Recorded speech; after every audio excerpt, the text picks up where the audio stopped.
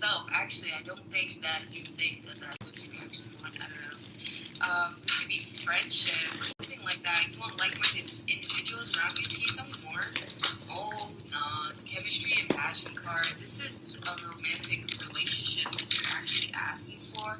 Someone that is actually with you, present, day to day.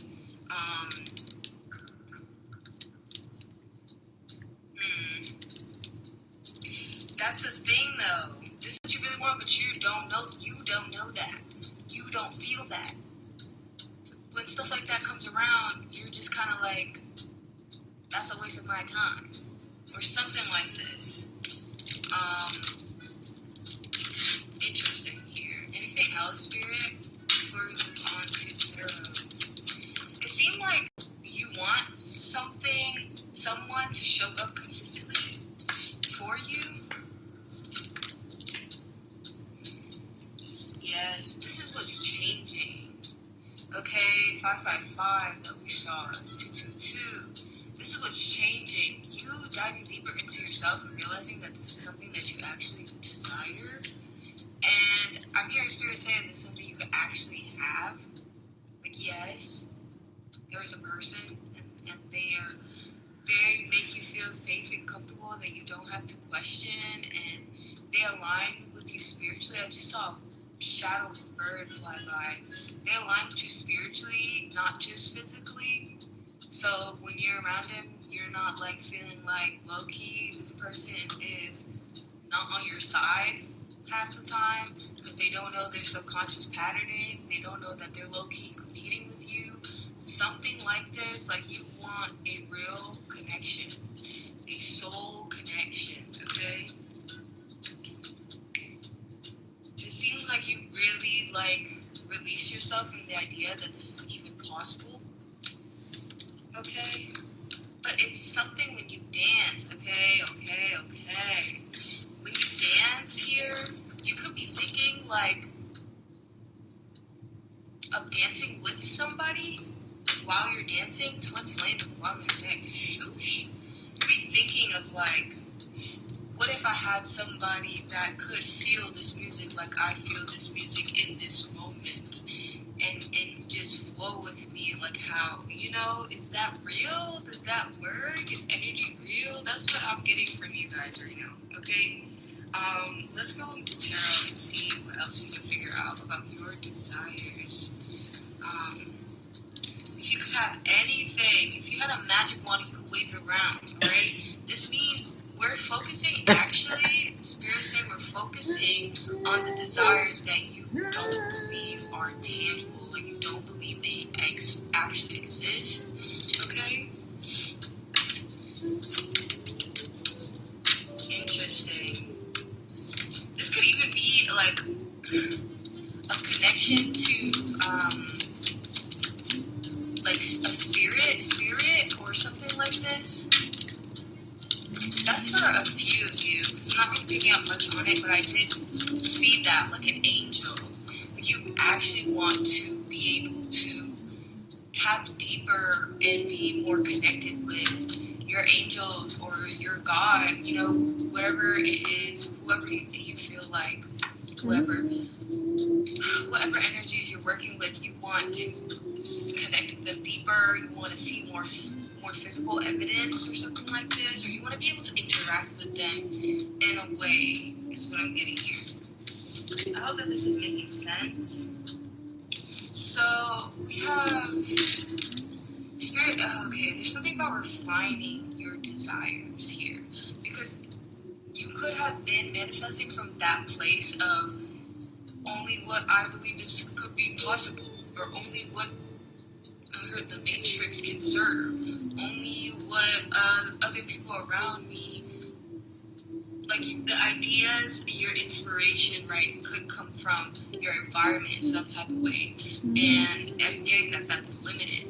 So it's like you getting in touch with yourself, realizing that you want some type of fairy tale, like not like princesses and stuff like that, but like you want something that is,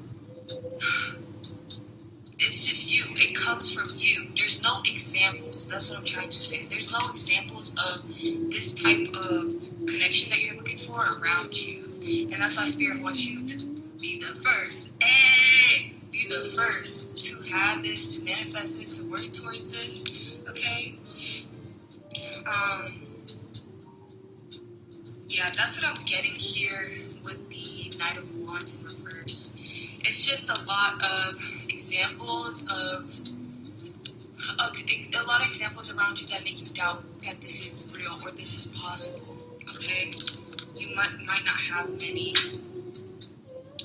of these of what it is you're looking for around you. Okay, anything else, Spirit? Before we go to the next card, can you tell me? Happiness, compassion, trust in the universe, high-minded optimism. So I'm getting this energy here where you could be like the type of person that gives and doesn't necessarily receive in a specific type of way. Okay, so it's like when somebody else is down or you feel like they have low energy, you might do things like pray for them, or you might send them healing energy. You know, when you're around them, you might try to bring their vibe up or something like this. And it seemed like other people don't necessarily do that back to you. It's almost like they start pointing the finger. I was just talking about this the other day. It's like you're the source of happiness or something like this, and you're the sun, okay? Everybody thinks you're the sun, you're the light that's your shine. So they don't think that you need to be replenished to. They don't think that they need to learn how to be the light to, like, from you so that they can give that back to you and to others. There's something about multiplying your energy here where you want to touch somebody's heart and you want them to be able to do that as well, like to spread that energy around here. It seems like you might not have been able to like feel that or get that, where it's like every time you feel low, my light just turned off. Like every time you feel turned off, or it's almost like maybe a negative spirit has touched you. Sometimes that happens where it's just like you can't close your solar plexus enough to filter out everybody else's negative emotions. You know, not everybody's negative, but you know what I'm trying to say. And you know, you just want somebody to be able to lift you up too. And I feel like Spirit is mentioning this. Maybe there's an opportunity here for this, okay, where somebody can be abundant enough to give to you when you're in those kind of states of like, I don't know, just really being so serious. Why so serious? You know, you want somebody to take the weight of the responsibility off of your shoulders when they start to see that you can't carry it anymore without being depleted. Okay, let's go to the next part. People really admire your unique energy, your unique spirit. There's something about you where you are just, I'm hearing uncommon or rare.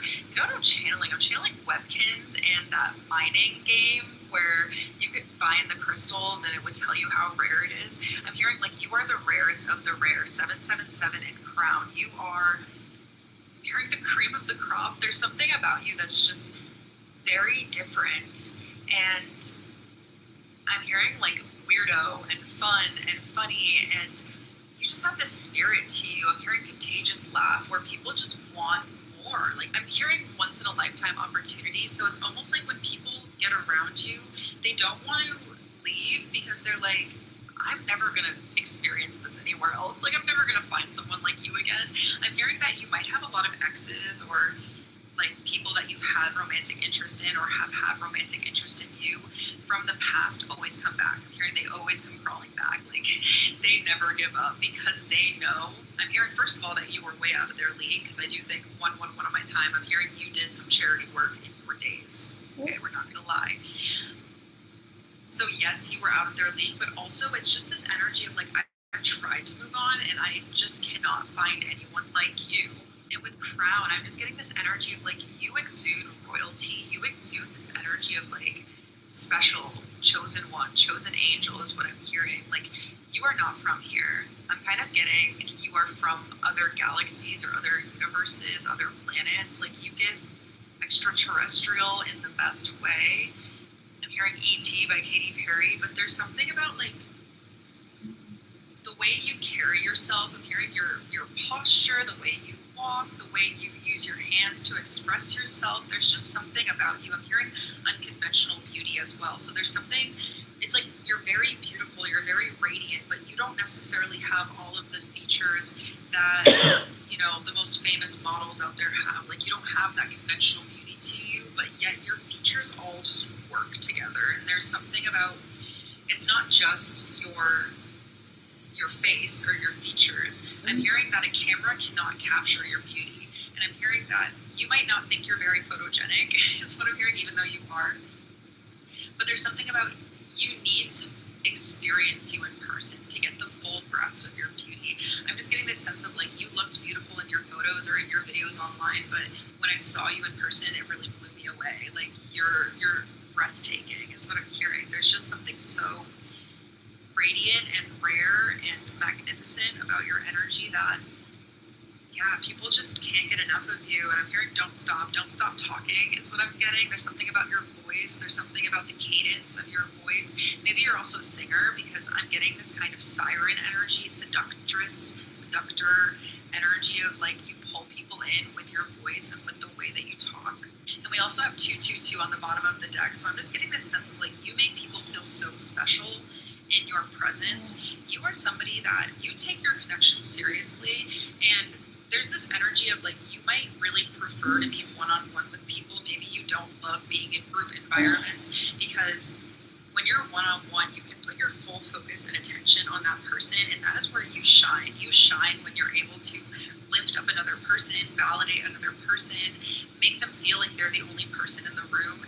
And people leave conversations with you feeling special and feeling like I've seen somebody like straightened up, like their posture straightened up when before they were kind of hunched over and insecure and not that confident. It's like you breathe confidence into people, you breathe life into people so that they walk away feeling better, like just better about themselves, about their lives, about everything.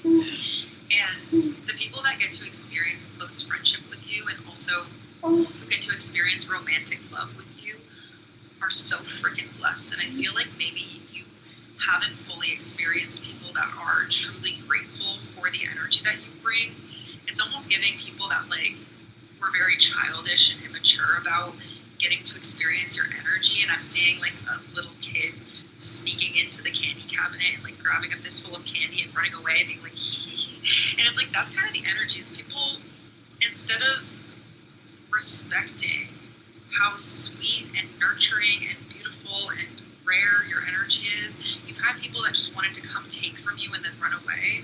But you are built for deeper connection, and I do really see that you are stepping into a higher knowledge of who you are and what you bring to the table and how rare and unique you are.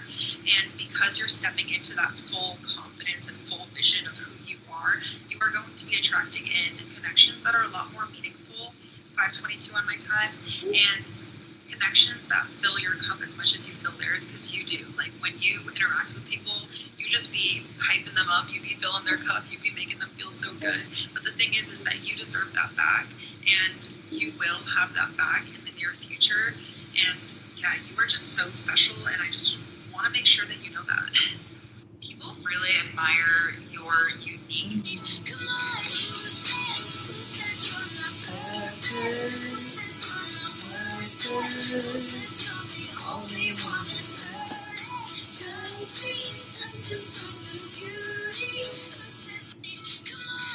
Who says you're not beautiful? Who says? That's gonna make me cry. What's worrying you? Because you don't look okay. You happy? No, I'm relaxing. Y'all, I think relaxing is a foreign concept to y'all because I always do it and y'all be like,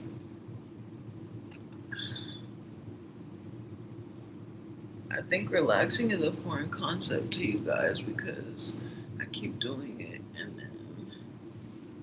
People are like, oh, what are you doing? Relaxing. It's like, what is that? Why are you doing that? Like they are so confused by it. Like, yeah, this is what it looks like to do whatever you want. This is what it looks like to relax. Relaxing doesn't just mean laying there and doing nothing.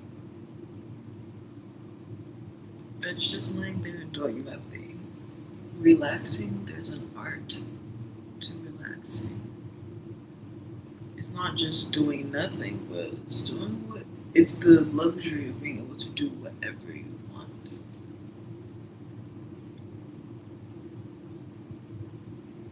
It's not just doing nothing. Like not everybody wants to do nothing.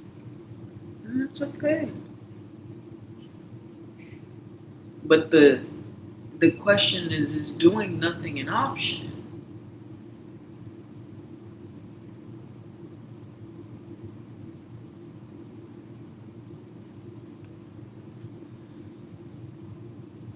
Do you have the option to even do nothing? That's the difference. So at that point, what you're doing, is it because it's your choice or it's because you don't have a choice? That makes a difference.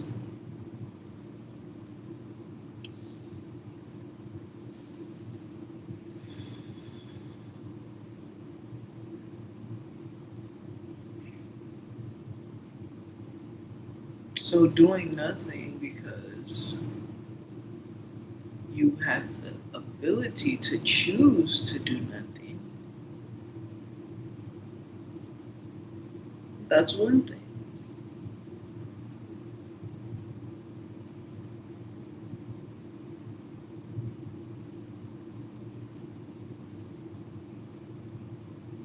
But not everybody has the option to not do anything.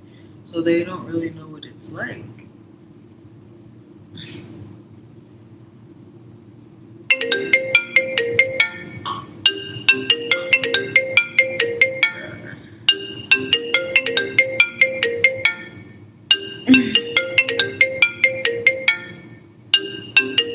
I'm not putting phone tag with him.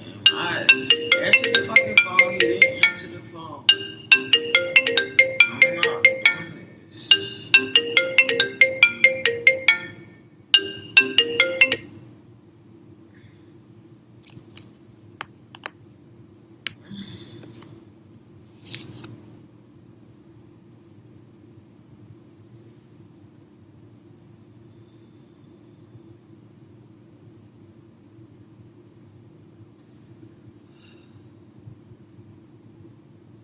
So yeah, doing nothing.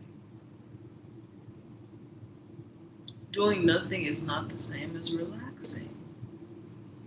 A lot of people's concept or idea of relaxing is doing nothing because they're trying to take a break from doing everything. So then they think of, oh yeah, if they want to relax, take a break, they're thinking do nothing compared to how you do everything, you know?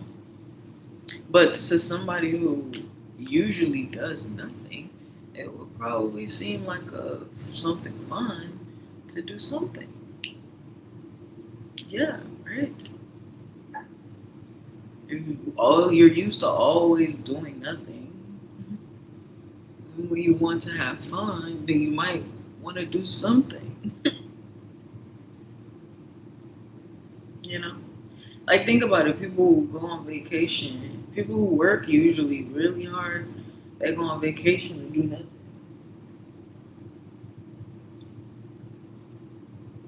Why?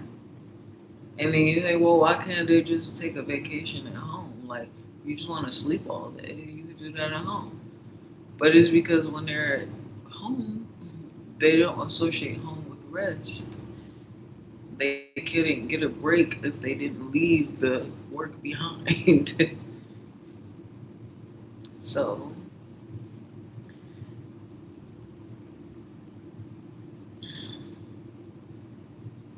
that I was stuck in that rest mode for a long time of like resetting my nervous system, and there was just years I just laid there and I couldn't do anything at all.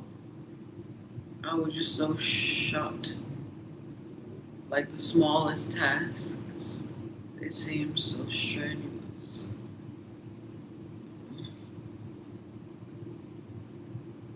And I realized that one of the big problems I've always had, it was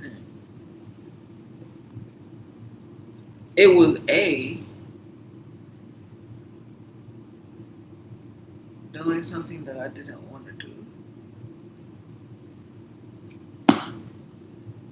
which was believing that I wanted to be able to do whatever I wanted to do, and then realizing that that's not that fun to just always be able to do whatever you want. And that really maybe the best option was somewhere in between the two, you know?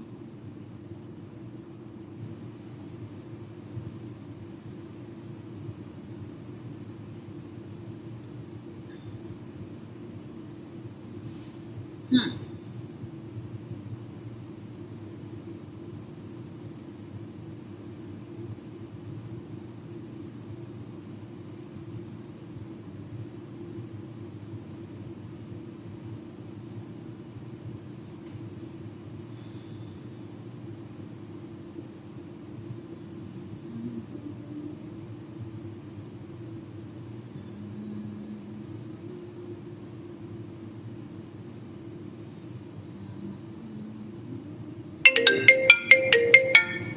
Oh my gosh. Now he calling me from a different number. He probably think he's blocked. I'm just this. Oh my gosh.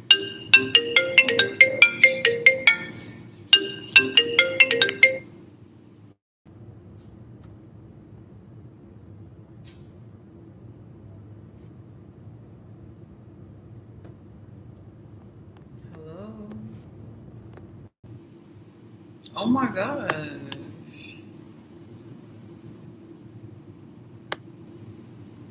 It keeps hanging up, but I don't know.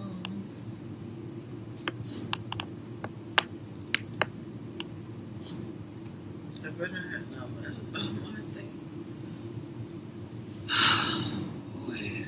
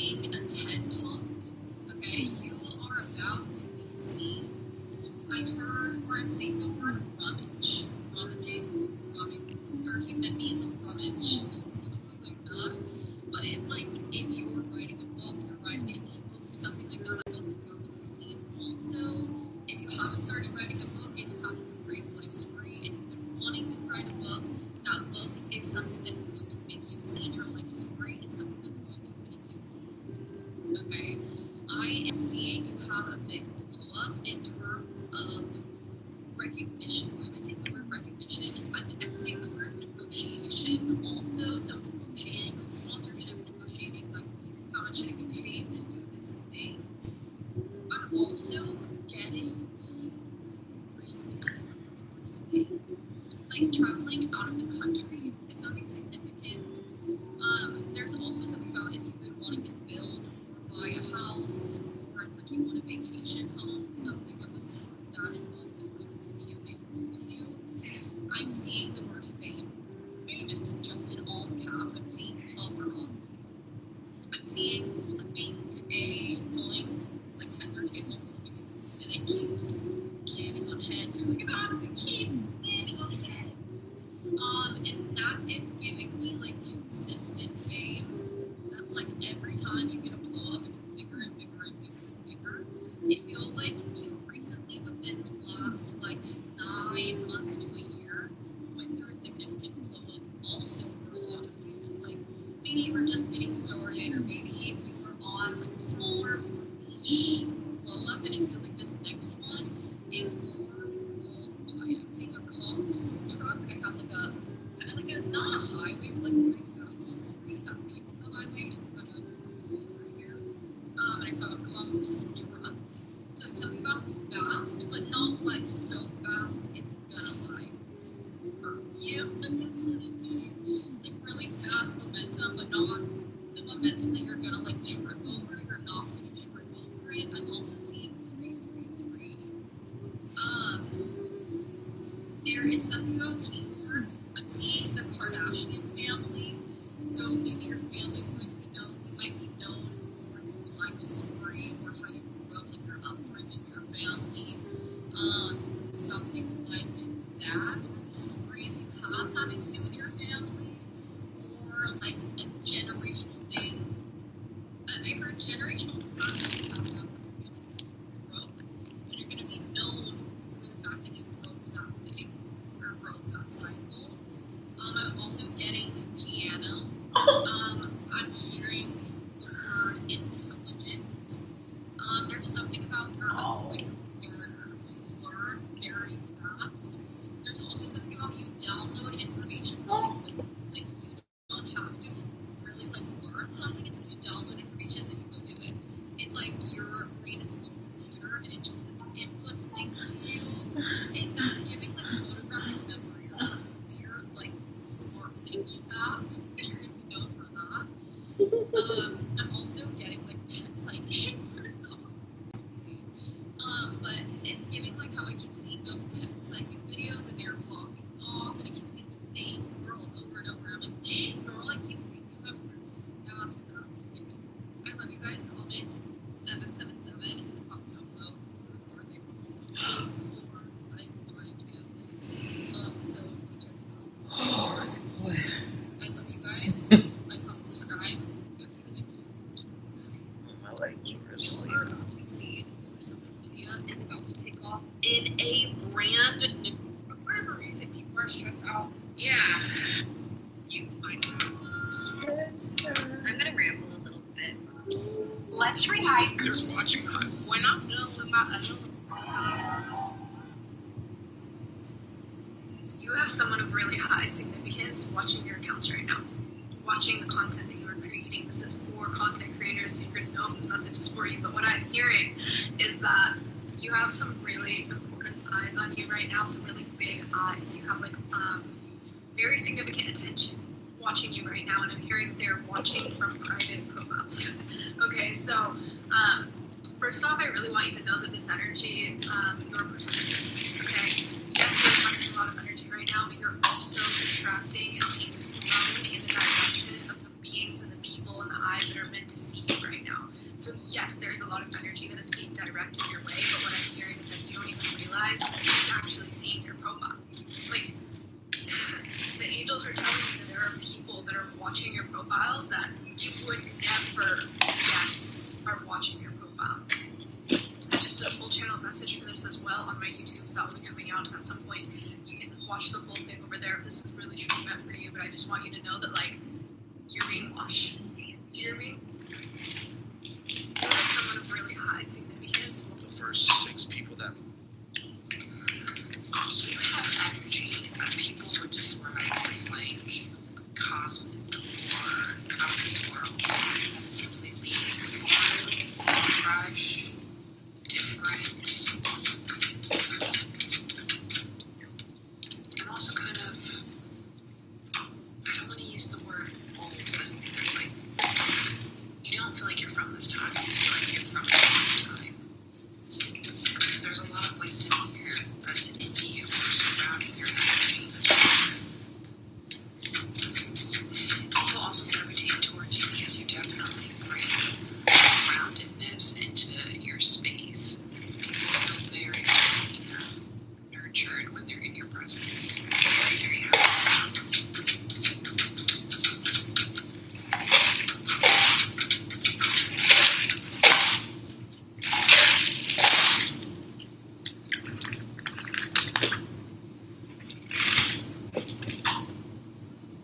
I also feel like too there's a lot of changing, whether it's like your aesthetic, your mindset, or possibly interest. It can vary, maybe all of these things, but I'm definitely picking up on somebody here that like a jack of all trades.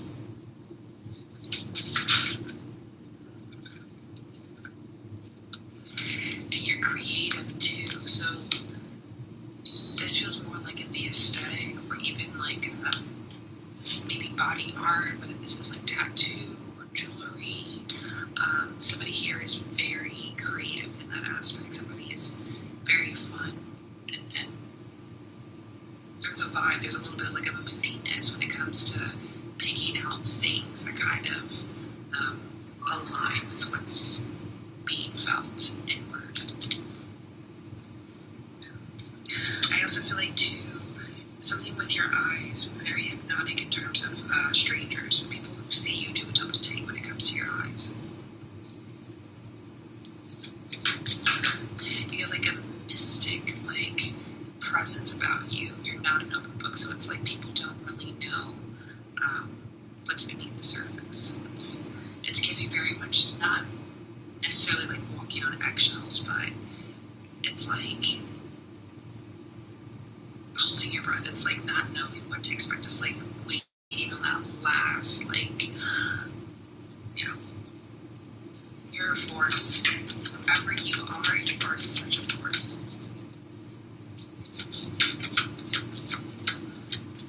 Also, really good with your words. Very charismatic in terms of how you interact with people. A lot of people tend to think that you're flirting with them or just vain in that sense, when in reality it's like, no, I have a good vocabulary. And you know, some people I am picking up, definitely you are charismatic, but it's deeper than that. It's not surface level for you.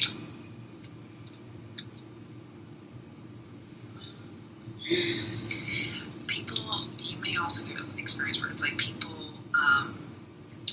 they may trauma dump on you.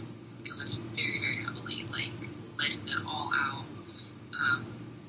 And kind of feeling so relieved after they're done, and you're kind of like, really? Really? Yeah.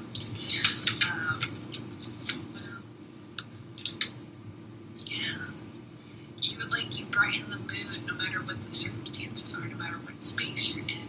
People are just, they're drawn to you. You're like a magnet. People just want to be in your space. It's like that feeling of like you're that friend, I should say, that's like that warm, cozy, like hug or like blanket or not me comparing you to objects. I can't explain it. You've just got this wholesome presence to you that people just want to be around. And also too, because you don't follow what everyone else is doing. You don't conform to like things or mindsets of other people around you. You actually challenge it in a lot of ways. People admire this. I think you intimidate some people with you being in this space, but it's one of those things where it's like if you allow somebody to get past certain barriers to get to know you, it's It's so worth it. It's so worth it. Now,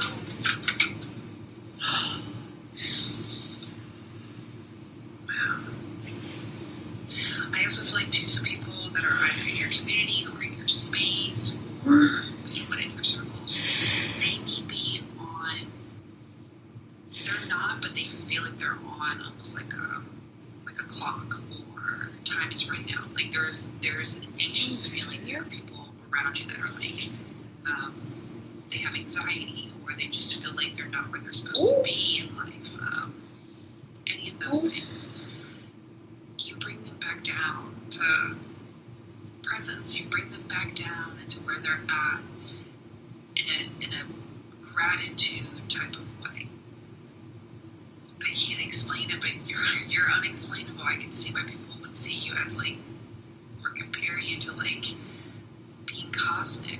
Your energy is so out of this world. I don't even have the words to like articulate what I'm picking up on, like how incredible of a force you are. Whoever you are, you're a gift to this world. You have energy that people would just... The moment the wrong people realized who you truly are, the universe quietly assigned forces to make sure nothing and no one gets too close. That's not superstition. That's not paranoia. That's a spiritual fact backed by an earthly pattern. History shows that whenever someone carries a purpose bigger than their surroundings, invisible protection forms around them long before they understand why. It's the same way elite institutions automatically safeguard classified information. Except in your case, you are the classified information. From the outside, your life probably looks normal, almost too normal. You wake up, drink your water, mind your business, and probably wonder why your peace irritates people who haven't even said good morning. But behind the scenes, oh, trust me, there are movements around your life that don't look anything like ordinary coincidence. People watch you who shouldn't even know you exist. Opportunities appear at the last minute like someone is fast-tracking your paperwork. Close calls avoid you like they've been warned not to touch you. You think it's luck? No. It's protection, assigned protection, because of what others already know about you, the things you haven't even fully recognized yet. Certain individuals, spiritual and human, have observed you closely enough to spot what the average eye misses. They've seen the signs, the resilience you weren't supposed to have, the intuition that catches motives before mouths open, the grace that follows you even on your worst days, the uncanny way you survive things that leave other people in pieces. At some point, someone in the background looked at you and said, "Nope, this one cannot be touched. Guard them." And here's the funny part. Half the people assigned to protect you don't even look like protectors. Some look like random helpers, strangers with perfect timing, or even people who enter your life for 5 minutes and disappear like undercover angels on a coffee break. But they show up exactly when they're needed. They block harm without making a scene. They guide you without announcing their role. They intervene so subtly you don't realize you were inches away from disaster until years later. Whether you know it or not, your life gives off signals, loud ones. Not the I'm special kind, not the ego kind, the kind that whispers to the unseen realm. This one has work to do. This one has impact coming. This one carries something rare. And because of that, forces were assigned to keep you alive, stable, and untouched long enough to reach what destiny has marked with your name. So today, we're diving deep into why you're protected, who noticed you first, and what they saw that made them say, "Put a shield around that one," immediately. Our people, both spiritual and physical, who have observed you long enough to realize Is that the... What's up, chosen fam? People are admitting you are the smartest person in the room. Welcome to the channel, everyone. The Alchemist here, back with another general reading. This is for all signs. Hit that like and subscribe button so you don't miss when I upload or go live. All right, let's dive right on into it. All right, do not force the reading. If it does not resonate with you, then that is just fine, okay? We got the Five of Wands, Leo energy to start off. You could be a Leo, and happy Jupiter entering into Leo at this time, but the Five of Wands is a debate, a discussion. This is one where people may not all agree, or at any other time they disagree, they agree on this one thing, and that's you.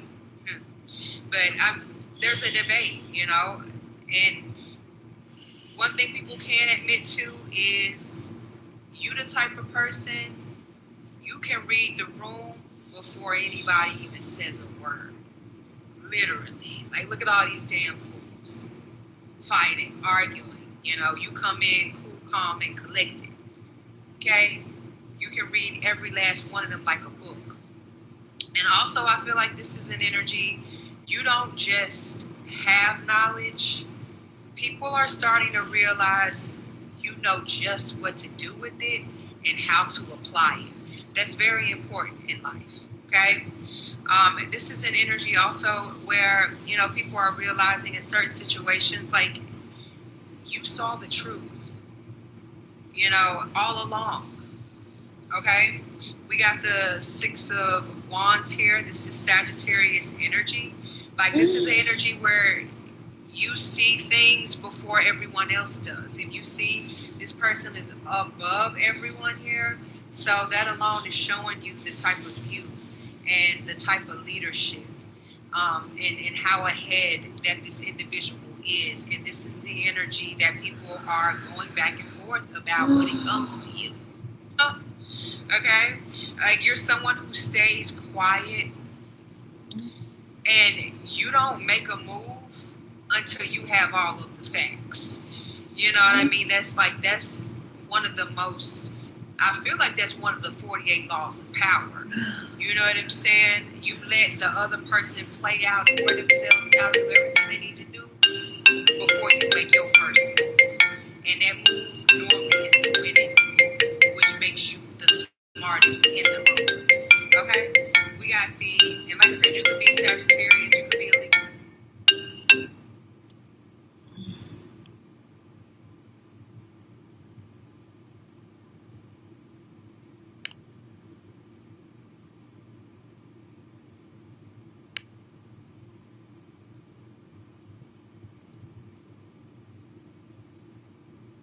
You can have any of these signs or this energy aspected in your natal chart.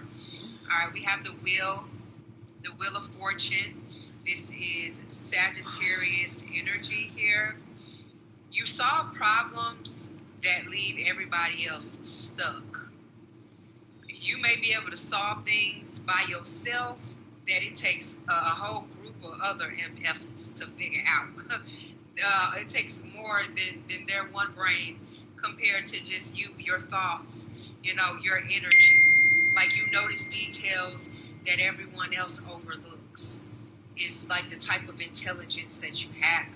Like I said, you always seem like you're 3 steps ahead of everyone else, is how people feel here. And that may make you stand out in the star energy. Aquarius energy. You could be an Aquarius here as well.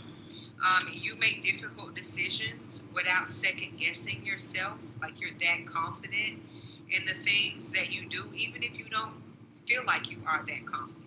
To others, this is how they're viewing you and how they're reading you, okay? Like, you're somebody, you don't react emotionally, but you do respond very strategically and logically, which is very important in life. All right, being overly emotional tends to lead you to making major mistakes that you can't come back from. It makes the situation worse.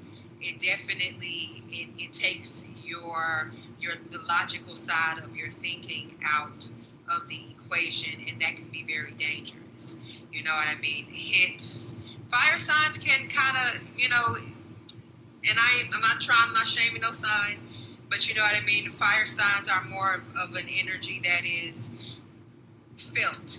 You know what I'm saying? And like I said, with the star energy, air energy is more of a brain power sort of thing here. Both very super intelligent signs, by the way. Okay, we have the Queen of Cups, which is Cancer energy. You learn quick and you adapt even quicker. Okay, your intuition, like I said, is on point. Like you can see through manipulation almost instantly. And also, I feel like this is an energy like you ask the questions that nobody else thinks to ask. We have the Ten of Wands. This is Leo energy. You turn your setbacks into major comebacks, into opportunities for yourself that people could never imagine. You know what I mean? You know when to speak, I feel like, as well. And you know when your silence is important. And when silence is more of a power than running your mouth. All right? Because sometimes, think about it. Had you not said so and so and so and so, or had this person just kept their mouth shut, things would not have gone that way. You know what I mean? Silence is power. We have the Nine of Wands.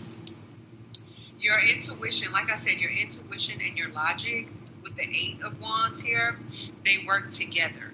And some people, they have more power in one versus the other. When you have both and they come together, baby, it makes you a superhero. It makes you an X-Men. You know what I'm saying? A Batman or something like that. We have the Emperor, which is Aries energy. You could be an Aries here. People realize your advice was right all along. And sometimes they realize it too late. Oops. You make complex situations look simple.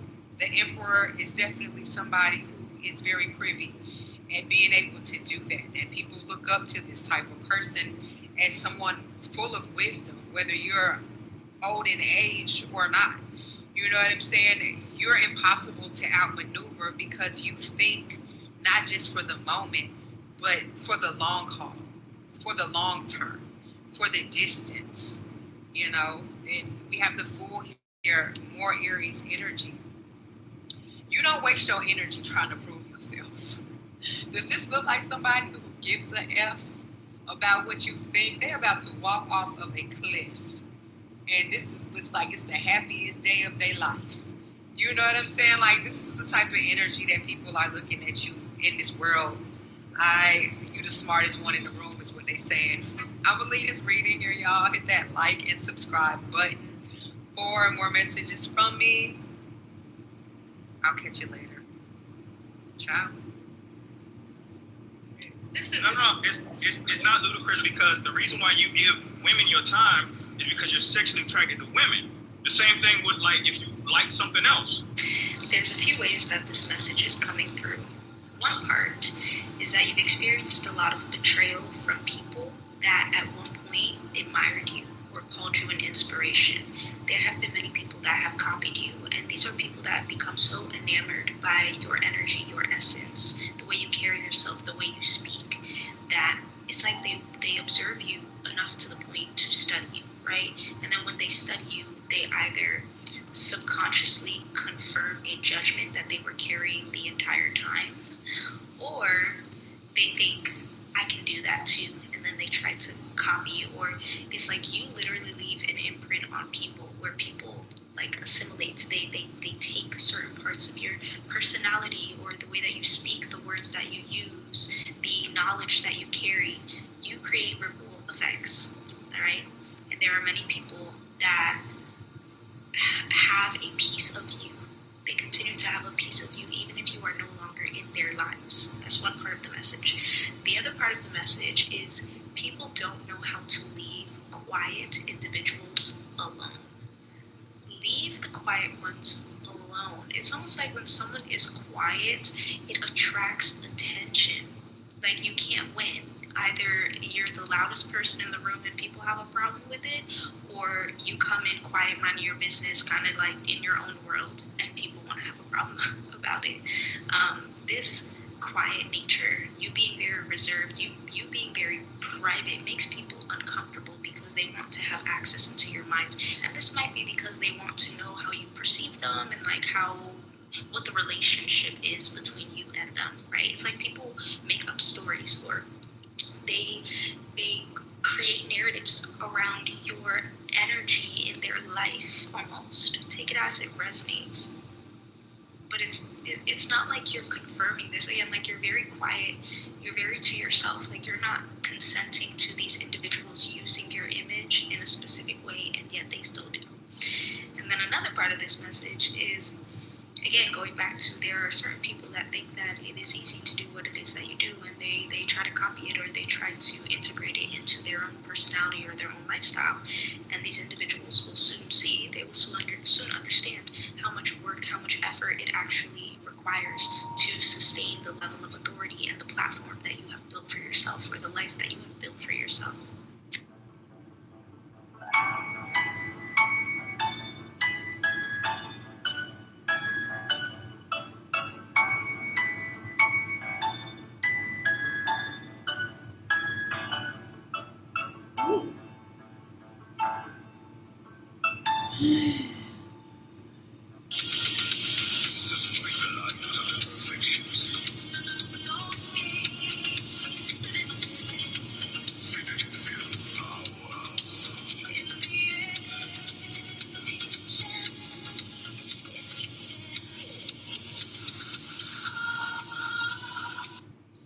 You inspired me more than you think. I tell you all the time that you're the blueprint. You are. People look to you for everything to do. Should I wear this? Should I look like this? Should I say this? Is this okay to do? And they'll never tell you. They'll never tell you. They'll never give you the credit. But if you have eyes to see, you can see these people. Some of your faves, you're their fave. That's offending. You know what I'm saying? And it's like some people meet you in the spirit because they know that it's not that they don't want to make the connection in real life. It's like there's stipulations around certain things when it comes to certain identities and, social norms and things of that nature. But if you have eyes, you can see the family knows each other. The family knows each other, period. It doesn't matter where you at, what you do, what it looks like. You know what I'm saying? But the way that you're magnetizing people towards you right now, you look better than ever. You're glowing up, and it's a glow from the inside out, and so it's undeniable. And even though you're inspiring people to create, to speak out, to do great, to live up to their full potential, to understand that they are the God of their reality, to understand their own divinity, their own power, and to walk in it and to embody it, you're also inspiring jealousy, envy, hatred, because these people do not know how to articulate the fact that they're actually inspired. Some people look at you and feel like it should be them. And y'all know how I feel about that. It's like nothing but sheer audacity. Because what do you mean by that? Like, you know what I'm saying? Like, how? If they didn't walk in your shoes, if they didn't walk your life, if they didn't have your battles, if they didn't have, the trials and tribulations and the things that you've been through to actually be yourself, I don't understand why people have the audacity to feel so entitled to the energy of others that they feel like, no, that should be me. And if I can't be that person, I'm going to destroy that person. You are inspiring all types of drastic emotions in people. I'm talking about, you don't get a calm person here, a calm person there. It's like either people genuinely love you and appreciate your energy and everything that you bring to the table, or they physically want to destroy you. And a lot of people will never admit it, so they just do spell work with you. And they are mad because this is the reason for your glow. Before you were under conscious awareness of the spiritual things that were happening to you, you were a normal person, right? Even though you definitely had spiritual gifts, you just were not aware of who you were. And now that you have come into the awareness of who you are, you're so inspirational that it hurts. Your self-proclaimed opposition feel like, I swear to God, if I knew this person was going to to be this person, I would have never treated them that way. And we don't give a fuck about that because you're an opportunist. You know what I'm saying? It's like, what you mean? What you mean? Like, if you knew that I was still cool, even if I was in my developmental stages, you feel me? But they couldn't see the vision, and that was on purpose. You were hidden in plain sight from a lot of people because Spirit did not want you to be able to be used, to be manipulated, to be taken out of your spot, to be sabotaged prematurely. Because look how these niggas acted when they thought that they had, your end all be all. One thing nobody tells you about getting your finances together is that it's not always about making more money. Sometimes it's about how you spend your money. And just leaving We got the Ace of Swords here, and this is the card, the weapon of truth. This is the confirmation of truth card here. So you are someone, like I said, that people, they can't seem to let go of.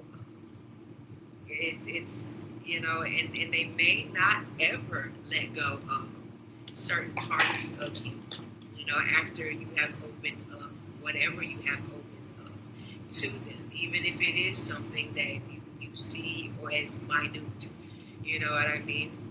It's like the level of intrigue surrounding you is borderline obsessive. Okay, we got the Three of Cups. This is Cancer energy. You may make people emotional.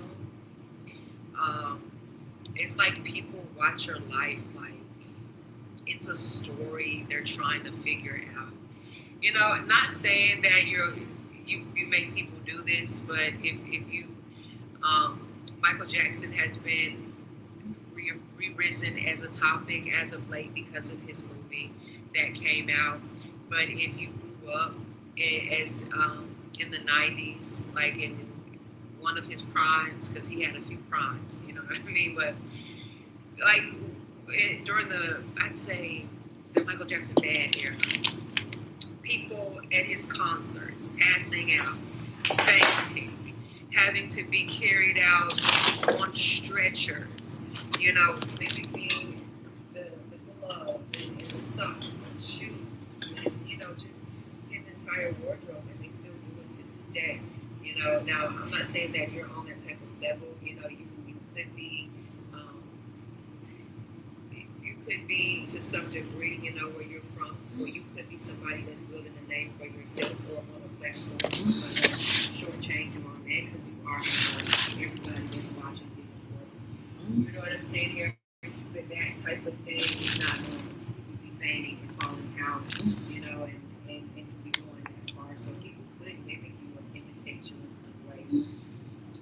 After they see something that you show up with, they set a goal and they want that for themselves as well. Is how I mean. That makes them feel whole in some type of way. We have the 9 of Wands. All right, Sagittarius energy is like the attention on you has become so intense, it's taken a life of its own. That's what that energy does for the Michael Jackson reference. Him showing up and that attention, same with you. It takes a life of its own. Like I said, even after you're nowhere in the vicinity. Okay, that's power. All right, we have the King of Pentacles, Taurus energy. This intention is not accidental. This is something that you were created for. This is something that was put in you on purpose. That's why, it's not something that you can turn on and turn off. Like I said, even if you don't want it, you're still getting it. And it's not by chance, okay? And like I said, it's not something that everybody experiences with this devil energy, Capricorn energy. Like some of you attract a level of attention that others could not imagine, and that is the truth. Okay? Some of you could know where this attention is coming from, and some of you may not have any idea at all. All right? But nonetheless, protect your energy. Don't dim your light. Continue to be yourself and continue to show up in that energy. It's very beautiful. It's very inspiring. It's very enlightening. I'm going to leave this read here. Hit that like and subscribe button for more messages from me. I'm going to later.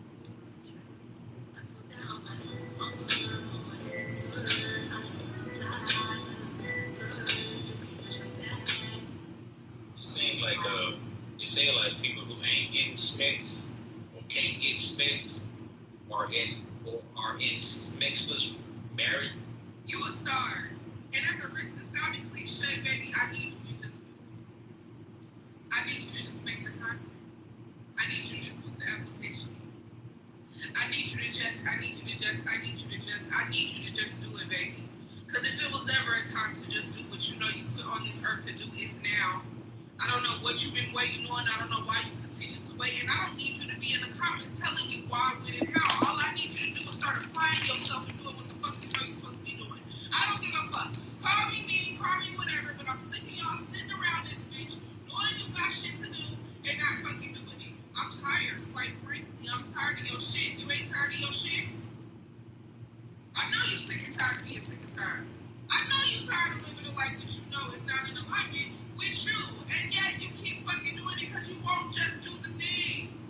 You're already not doing it. Like your future, like you're literally not setting yourself up. Imagine if you just took one step at a time. Like just imagine if you did one thing a day. You was already not gonna do it. Imagine if you did it. Just do that shit. People are constantly projecting onto you simply because you are in your divine power, you are in your confident era, you, the Queen of Pentacles, you know who you are. But with judgment in reverse, I feel like you get a lot of unfair judgment. I feel like people make assumptions about you. They assume that maybe you're arrogant, that you think you're better than everyone. The 6 of Wands and the 3 of Cups in reverse.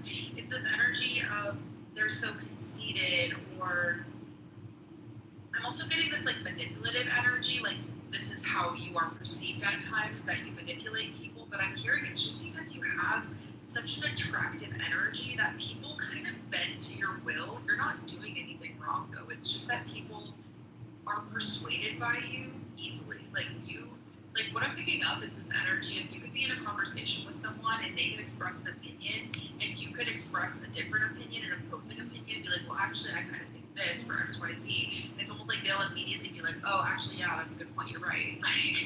Or I'm hearing that you change people's minds very easily. You just have this natural persuasion. It's because you're very intelligent, you're very smart, but it's deeper than that. It's because you are so secure and confident in your own opinions and who you are and the way that you present yourself that nobody can tell you anything about yourself that you don't agree with. And there's also no fear here around disagreeing with people anymore. Maybe this is something that you used to struggle with. Maybe you used to be kind of the people pleaser, but I'm channeling now you've grown out of that and now you're just not afraid to show up as you are. Again, I feel like this causes people to project on you a lot because they don't understand that someone can just be confident and sure of themselves without feeling like they're better than everyone. And there's this energy of you being in the spotlight but not asking for it, okay? What I'm actually seeing is someone sitting in the crowd of an audience and the spotlight shining down on just that one person in the crowd. And it's like, you're just trying to sit down in the crowd. You're trying to be on an even playing field with everyone else, and you don't see yourself as better than anyone. The spotlight comes from outside of you. The spotlight is not you shining a light on yourself, saying, look how great I am, look how much better I am. It's other people. Other people see you, and they see something special in you. And I do think that your confidence and your security within yourself is a huge part of this. But I'm hearing like you're being called out, okay? There's this energy of people maybe ask you out a lot or reach out to you a lot, or there's like, you get a lot of attention naturally, but you don't ask for it. Like, I'm hearing like, I just want to be like everyone else. You know what I'm hearing? I'm hearing the song Ordinary Girl by Hannah Montana. Basically that energy of like, yeah, I'm a celebrity, so to speak, but I'm just like you. Like, you're very humble is what I'm getting. You're very, very humble, and you might feel uncomfortable with the spotlight energy. Like, I'm even getting hearing like stage fright, but it's not stage fright in the sense of like insecurity. It's more just like I don't feel comfortable being put on a pedestal, or I'm hearing I don't feel comfortable being admired. The Four of Swords in reverse on the bottom of the deck.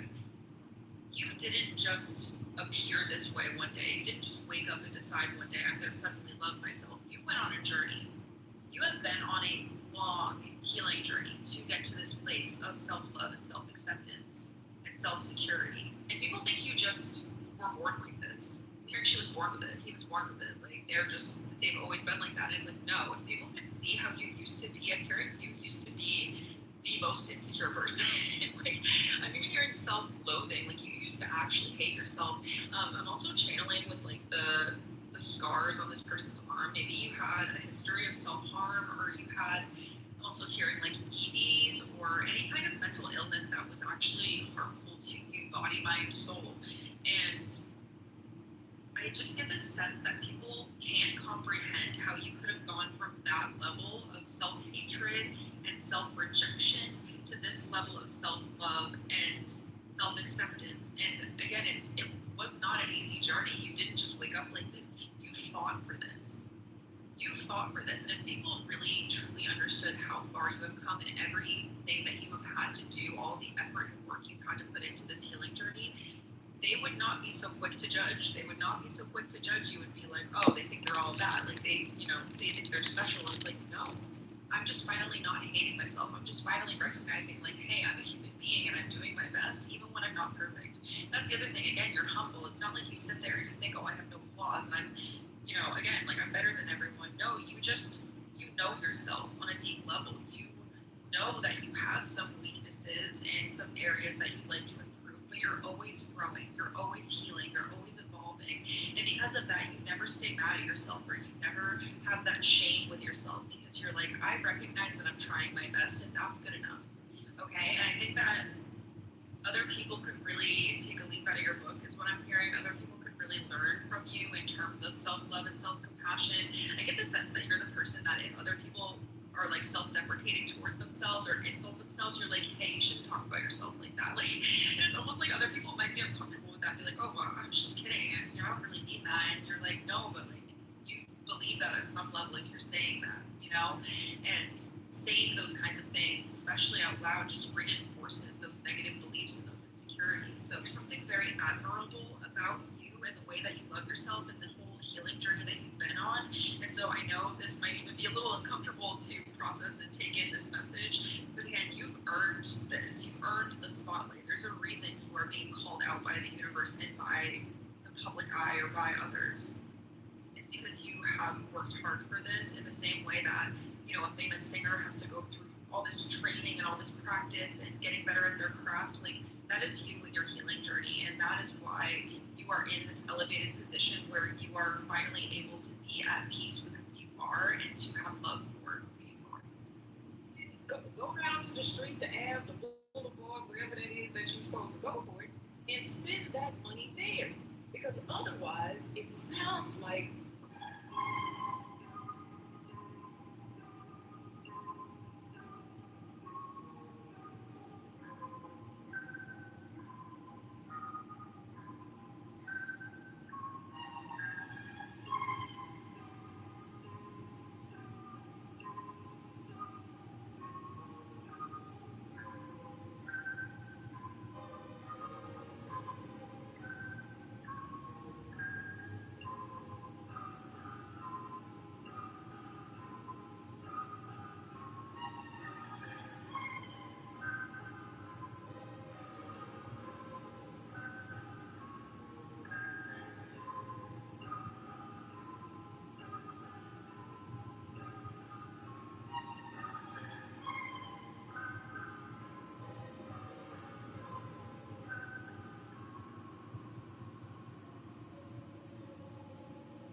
What's up, y'all? My name is Daria Hughes, and I'm here for Paris Fashion Week.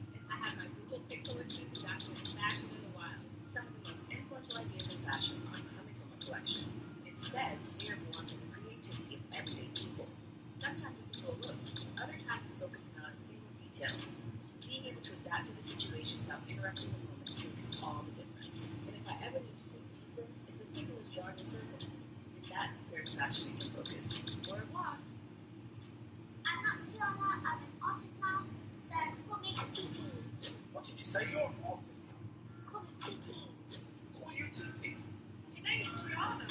TT. Off the face. And your lips. Hey, look at this. Look at this. Look at this. Hey, hey, look at this. Hey, hey, look at this.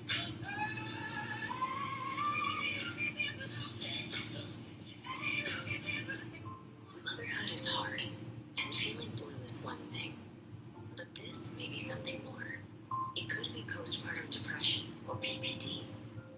About 1 in 8 women report PPD symptoms after giving birth. But postpartum depression is a treatable medical condition.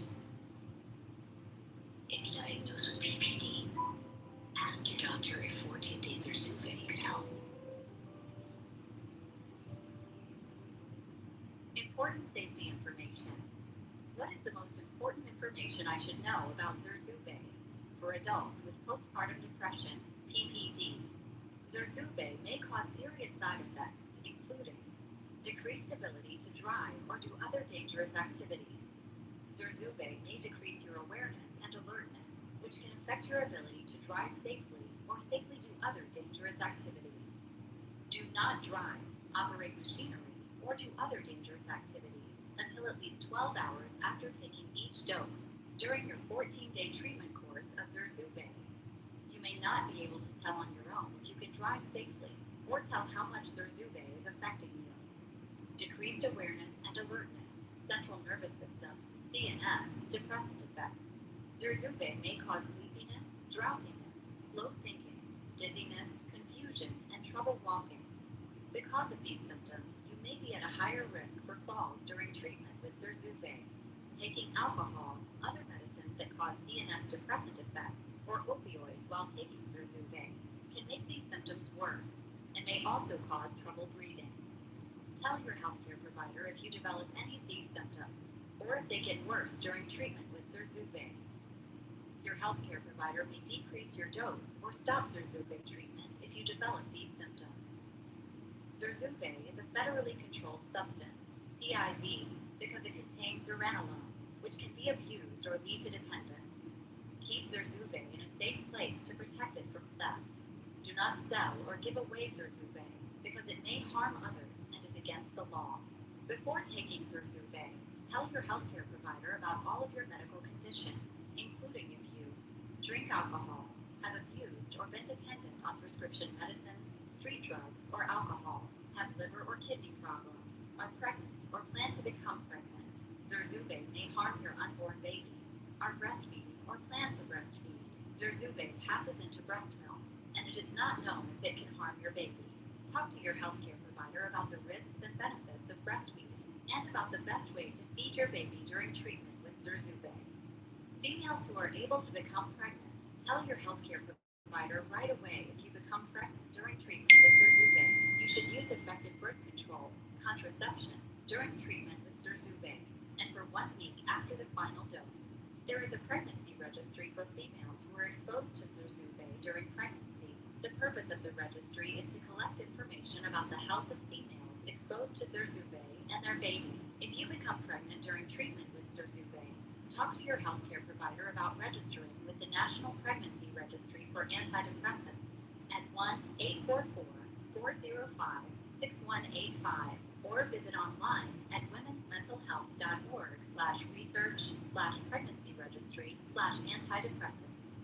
Tell your healthcare provider about all the medicines you take, including prescription and over-the-counter medicines, vitamins, and herbal supplements. Zurzuvae and some medicines may interact with each other and cause serious side effects. Zurzuvae may affect the way other medicines work, and other medicines may affect the way Zurzuvae works. Especially, tell your healthcare provider if you take antidepressants, opioids, or CNS depressants, such as benzodiazepines.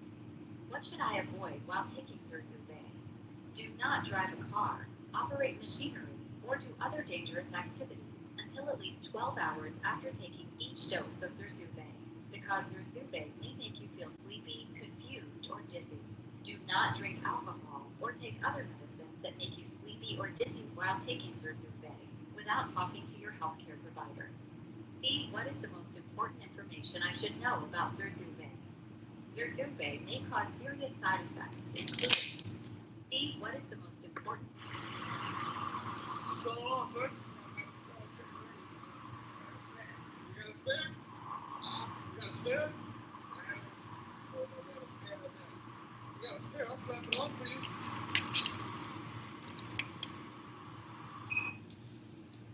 Love is a language I swear I once knew. Then it changed all the words while I searched for the truth. One day is sunshine, all golden and bright. The next is a storm that keeps stealing the light. It whispers, come closer, then tells me to run. It feels like forever, but ends just as one. It builds up my courage, then fills me with doubt. Leaves me wondering what all this heartache's about. Some days it's laughter that dances with ease. Some days it's silence that brings me to my knees. It says hold on tightly, then slips through my hands, like waves writing promises deep in the sand. How can one heartbeat feel broken and whole? How can one person bring peace to my soul? Yet leave me awake with a million what ifs, trying to measure a love that still shifts. Maybe that's love, never simple or straight, always arriving a little too late. Teaching their hearts don't follow a plan, they stumble and heal the best that they can. So I'll stop chasing answers the stars never knew, and let love reveal what it's willing to do. Because even confused, one thing remains true, a heart that keeps loving and still making it through. I'm so sorry about your grandfather's passing. That's fine. Gosh. Gordon has left Connor and Annie property in Canada. Canada? Was he Canadian? Does that mean that Mom is Canadian too? Nobody here is Canadian. None of this makes any sense. Annie? Yeah, hi. Alice, your pilot. Welcome to Sterling Point. Hey, hi, I'm Irna. Annie, nice to meet you. My mom died when I was little. She's just spent some time here, so I'm just checking it out. You guys want to go to a party in Roswell today?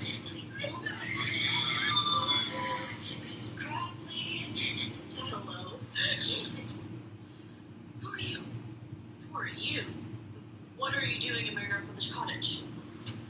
Connor, I'm freaking out. There's a girl here who looks just like that. She said that it's her grandfather's cottage too. We apparently own the entire island. Wait, we own an island? Connor, focus! I would love for you to explain why you broke into my cottage and stole a photo of my dead mother. I said, my mother's dead! Get in the boat. What? That girl's not gonna kill her, right? No. I'm almost willing to look to that. She hates me. I think there's no wrong into the story. Being here is making me realize how little I think about my mom. You look so much like her. I wanted to hug you since I got here. Is there any way that I can hug you? Absolutely not. Totally. Fair. If you're gonna go digging yourself, go for it. It's good to be messy sometimes. It's important. Get my kids out of here as quickly as possible, so nothing's changed. I love this place. Being here is like being near her. You just pushed me away as far as you could. Did you like that? Did I like that? What's wrong to say after what happened to your mom? What did happen? Why would they want to keep us apart? You said no more secrets.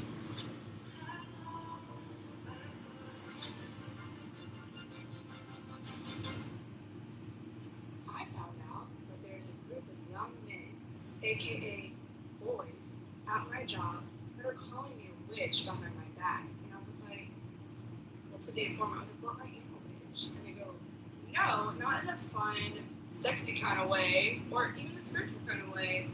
It's more of like, Jesus needs to come and save her soul, return to the Bible, and be a good white woman kind of way. And I was like, oh.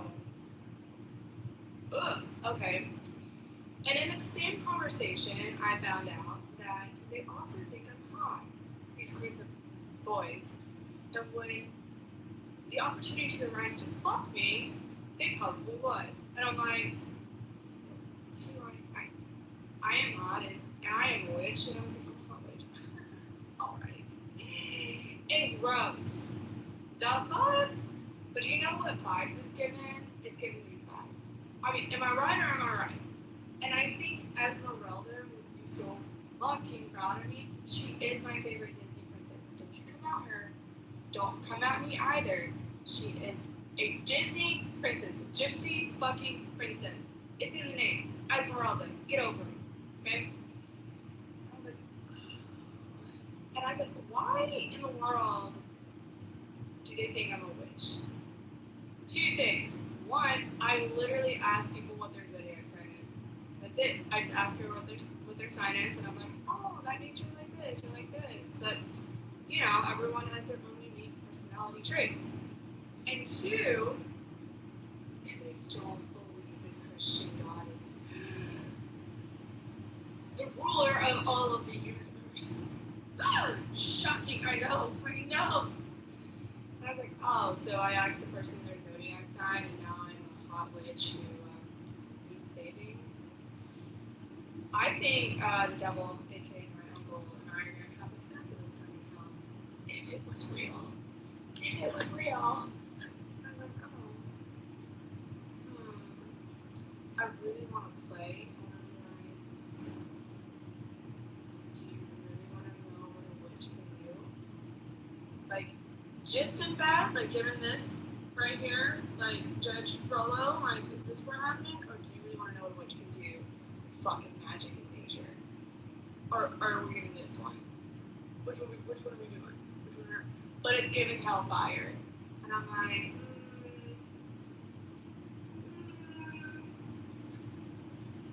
Thank you, Alchemist. I appreciate you, Ashley.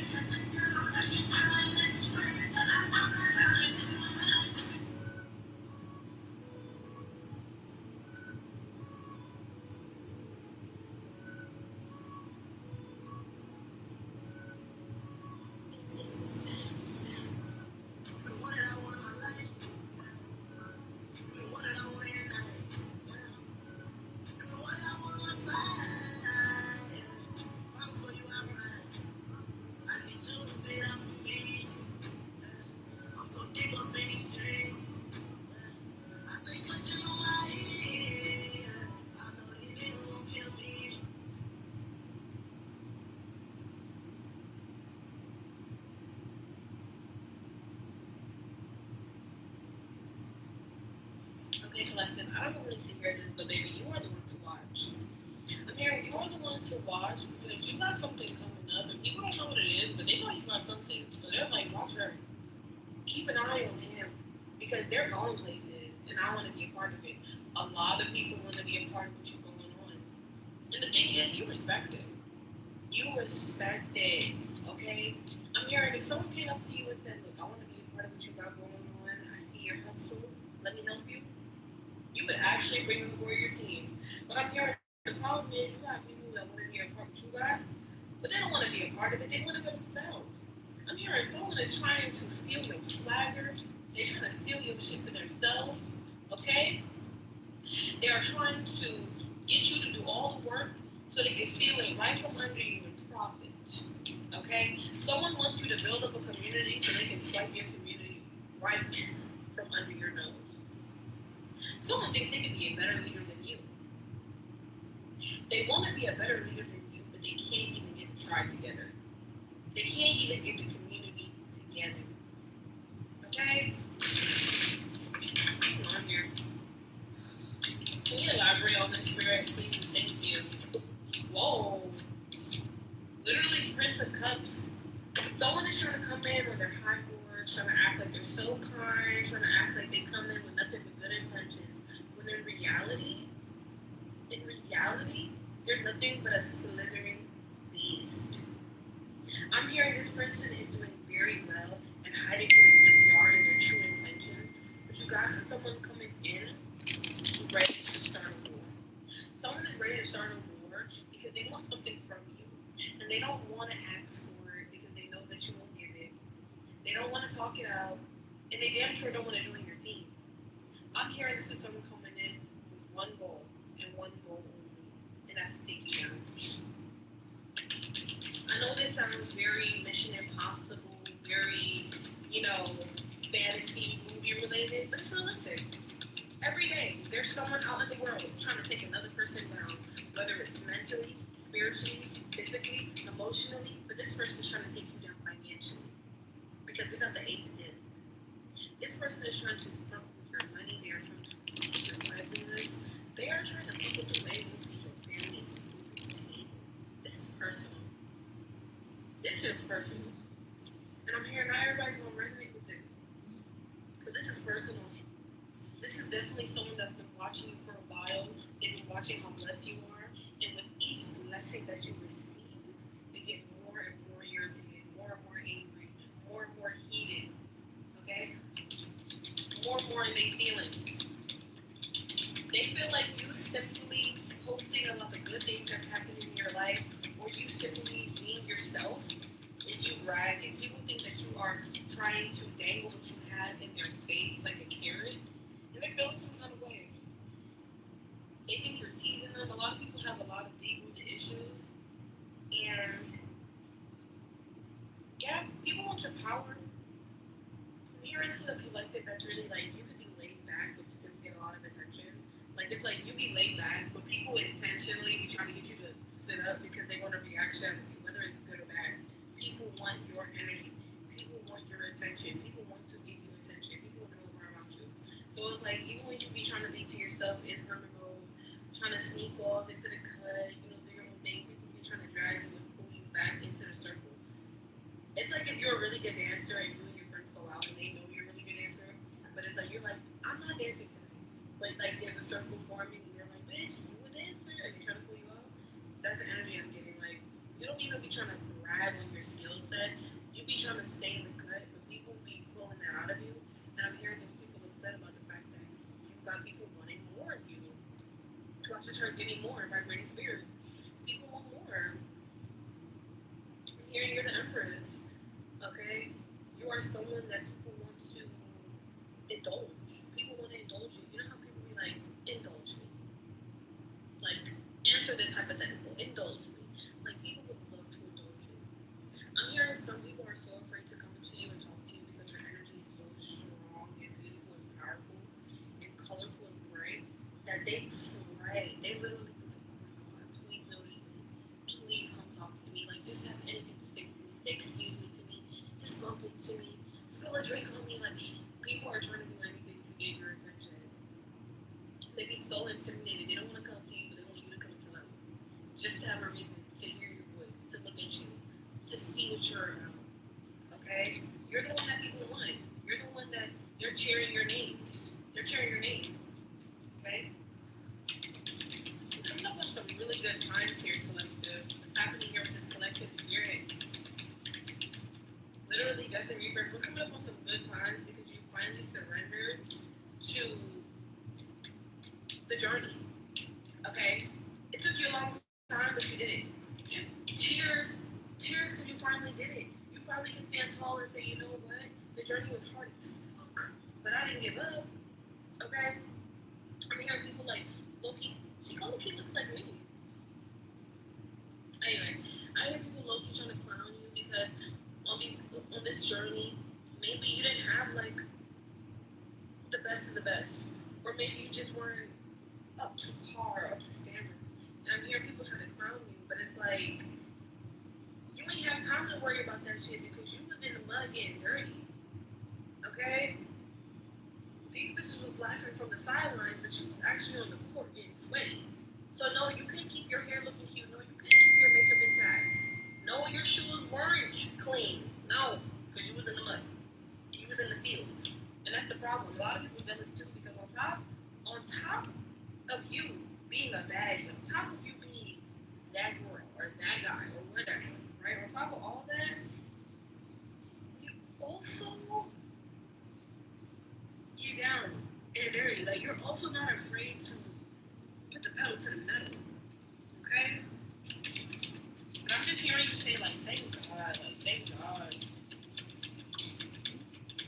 It's crazy too, because I said your energy is colorful, right? And I've never noticed this before. This is the first time I'm noticing this in the death card. But if you look in the back, the tiles, they're all different colors. And it kind of reminds me of like the paint section in Home Depot or Lowe's. So that could be significant. I'm hearing some of you are moving or getting a new home or getting a place where you're going to live for like years to come. And you could be painting, so you could go paint shopping. Some of you could be changing your wardrobe, like you could have got your color tested to see what colors look best on you, and now you're changing your wardrobe, or you know something. Just color. Like I'm hearing color because I literally saw like colors floating all around. tarot or 2 more tarot, and then we're gonna get into. Okay, we can. No, this is too much. We got. This is one more collective spirit. I mean, I said one. We got 4 wands, and what else with 4 wands? What about the 4 wands? 4 wands and the emperor. Ooh, yeah, you got somebody clocking that. Y'all are literally in your happiest stage of life right now. Like, I'm hearing life is only gonna get better from you, but like compared to like your other stages of life, you are in your most happiest, peaceful, sane life, like part of your life ever. And I'm hearing you got somebody watching you. Someone is not happy that you are happy without them. Someone is very upset that you were right about something. You told somebody something, maybe like this could be an ex, this could be whatever. You told somebody something about themselves, or you told them that they wouldn't get on without you. You told somebody that they would be nothing without you. You told somebody something, and they was like, man, fuck you, and I ain't listening to you, blah blah. They mad. They're mad. Because here in the last conversation, the last real interaction you guys had, this person, they tried to rip you a new one. They and you know what? You just walked away. You didn't say shit. You didn't entertain it. And you're literally thriving. And they're watching you through a damn glass ball. And guess what? They're going to have to keep watching you because there's literally nothing they can do about it. Nothing. They can cast their little spells and do whatever they think they're doing, but telepathy, literally, you the fucking psychic here. You the psychic here. So they can try, but whatever they send will be sent to them times 10. Okay? Can you say return to sender? Thank you. Alright, who would like to book a reading with me? I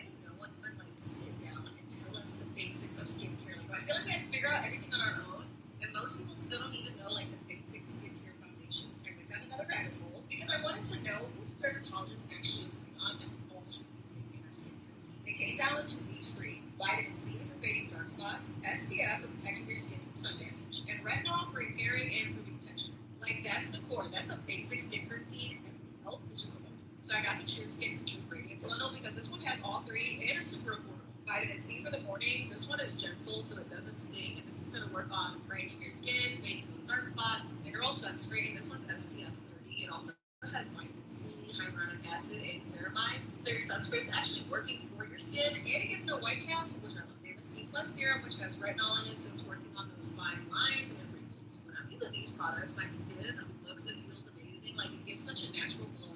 Use these 3 things. That's what dermatologists been saying, and the research backs it up. Right now, this bundle's on sale. You can get it for 50% off. I'm not sure how long that sale's gonna last though, so get it before it goes back to full price. For child molesting, I think, don't you? Whoever you was, you was already. You know what I said, yeah.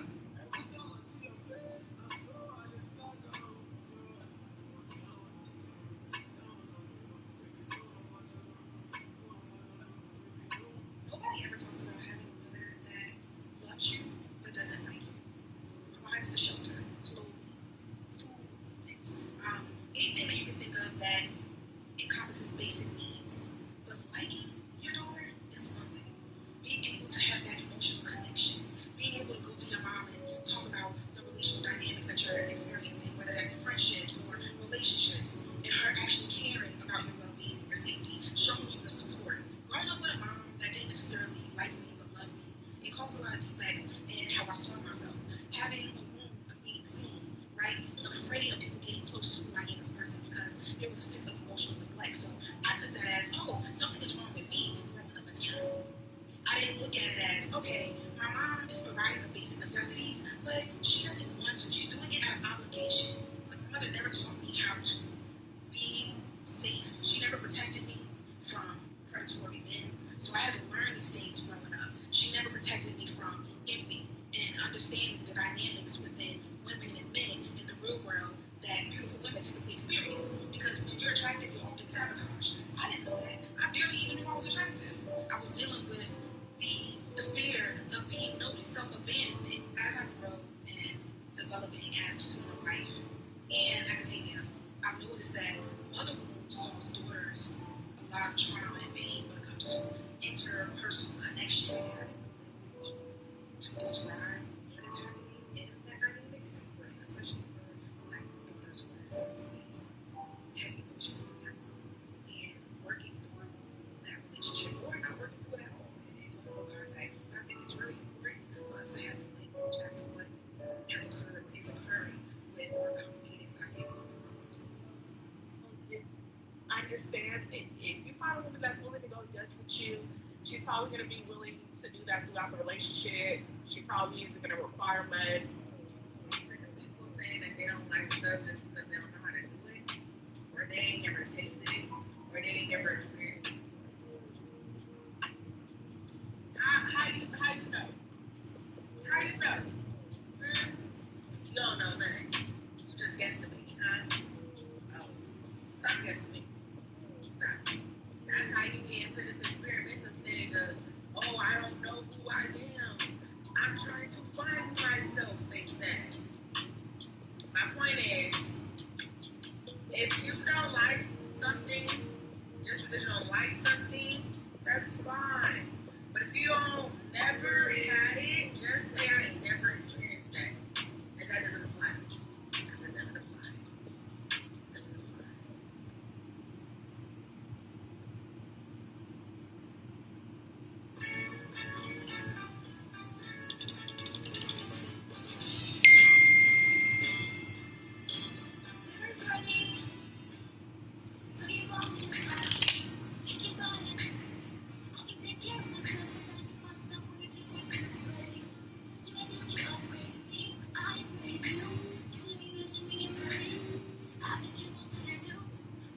The inner child work is when we were children, we learned, we're like a sponge, and we learned from our environment. And so Jesus left us his official testimony in the Bible, and it is hidden in plain sight. Isn't that unbelievable? Because we're always asking one another, what's your testimony? But have you ever thought to consider the testimony of the one who conquered death and died for us? Alright, so where is it? Well, to find it, we have to go to the Revelation of St. John the Divine, the final book of the Bible. I'm going to read you 3 verses. First, verses 1 and 2. Verse 1, the revelation of Jesus Christ, which God gave unto him, to show unto his servants things which must shortly come to pass. And he sent and signified it by his angel unto his servant John, who bare record of the word of God and of the testimony of Jesus Christ, and of all things that he saw. And if we skip to verse 8, past the introduction, we see the very opening of Jesus' testimony, and what it says will bother many. Listen to it. I am Alpha and Omega, the beginning and the ending, saith the Lord, which is, and which was, and which is to come, the Almighty. And when John turns around and he looks and sees who's talking to him, he beholds the Son of Man in his full glory and power, resurrected from the grave. Amen. It's fallen under days, it's 85. Well, it's not that you think they choose to commit. No. It's fine. We're fine. We are not adults. Yes, let's go out tonight. Maybe Oceanians? The place is too loud, right? Let's just train for half marathons. That might be tough for me. I got a wedding every single weekend. Oh, 28 is young, okay? What did I grow? Why are my hands behind my back? So how are your investments looking? Bang, I think you should check out Charles Schwab. It'd be a great fit for first-time investors. They got a ton of resources to help you level up your investment knowledge. Plus, they've got 24/7 customer support on their store, which is perfect if I need to call them for my 6 a.m. tea time. If I am a client of Schwab was compensated.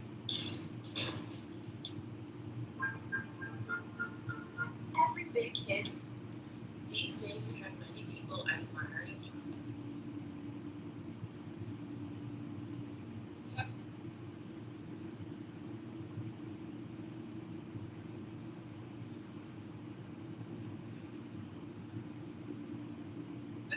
Hi, this is Faith of the Leadership. The Three of Pentacles reversed. Maybe some of you are not feeling supported right now. Maybe some of you are lacking opportunities. You're feeling like you're having to do it alone.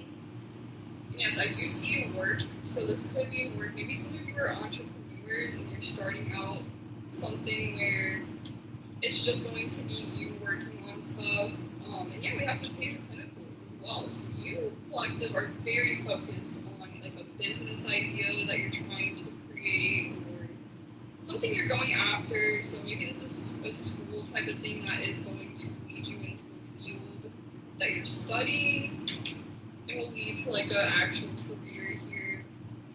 Some of you may also be kind of like looking at your options when it comes to the jobs that you qualify for here, and you know, I feel like you're taking some real time to yourself to figure out what kind of work you want to do, where you see yourself maybe in 5 years. You know, you're doing a lot of planning, and also not even just planning. I feel like you're taking what you've worked through, what you maybe went to school for, and you're going to be applying that knowledge to potentially a new job that you're trying to look for.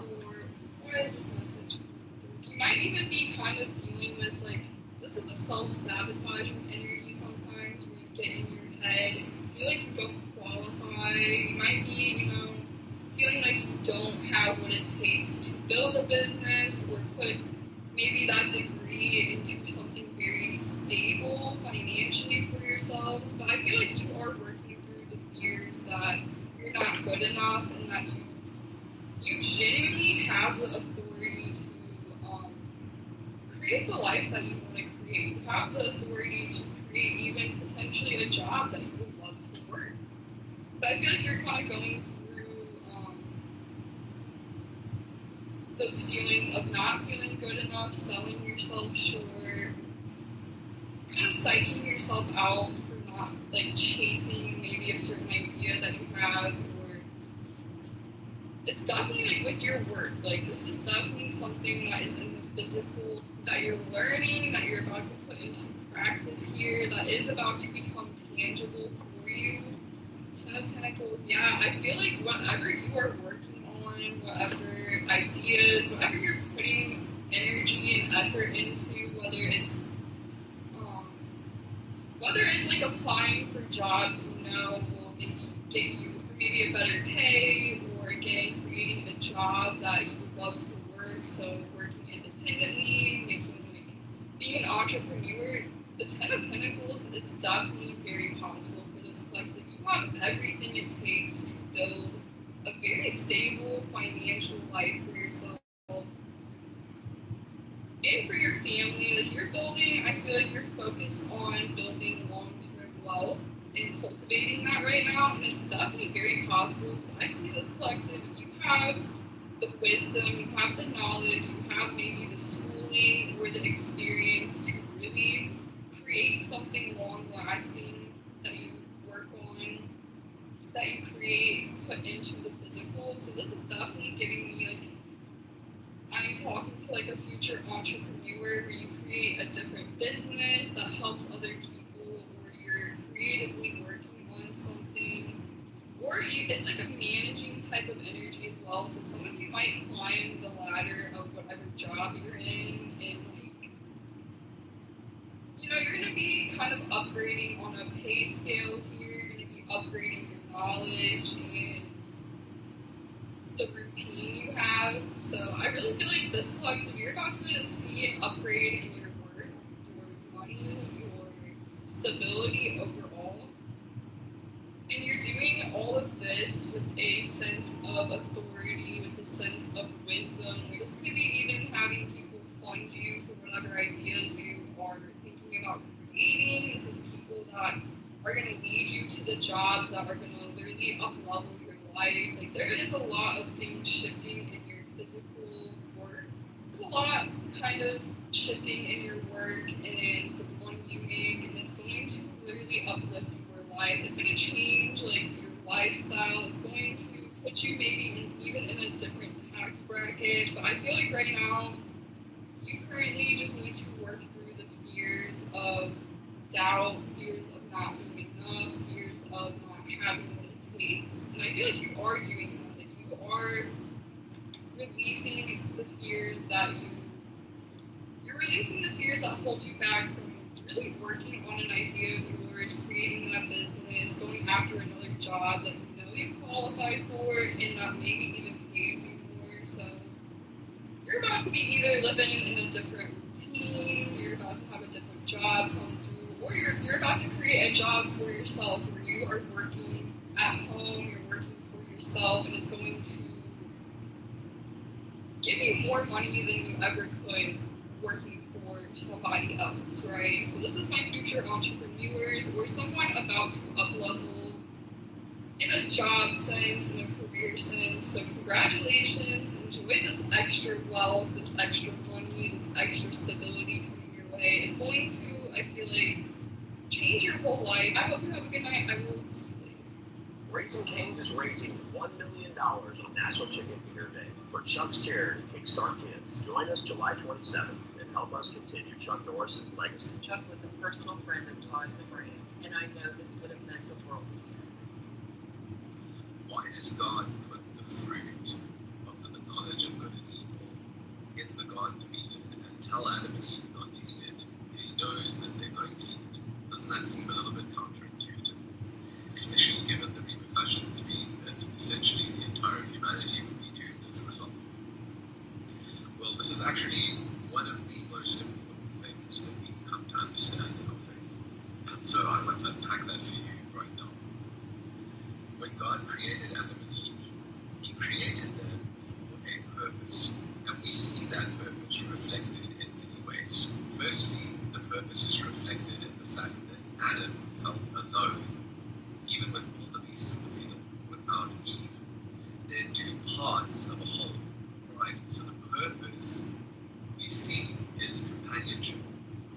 God has perfect love within the Trinity for eternity, right? But he longs for more than that. He longs for additional companions outside of himself that have the ability to choose to love him without knowing everything, right?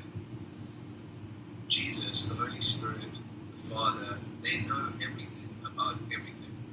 So, in a way, they have no choice but to love themselves because they know that they are the one and only true God, right?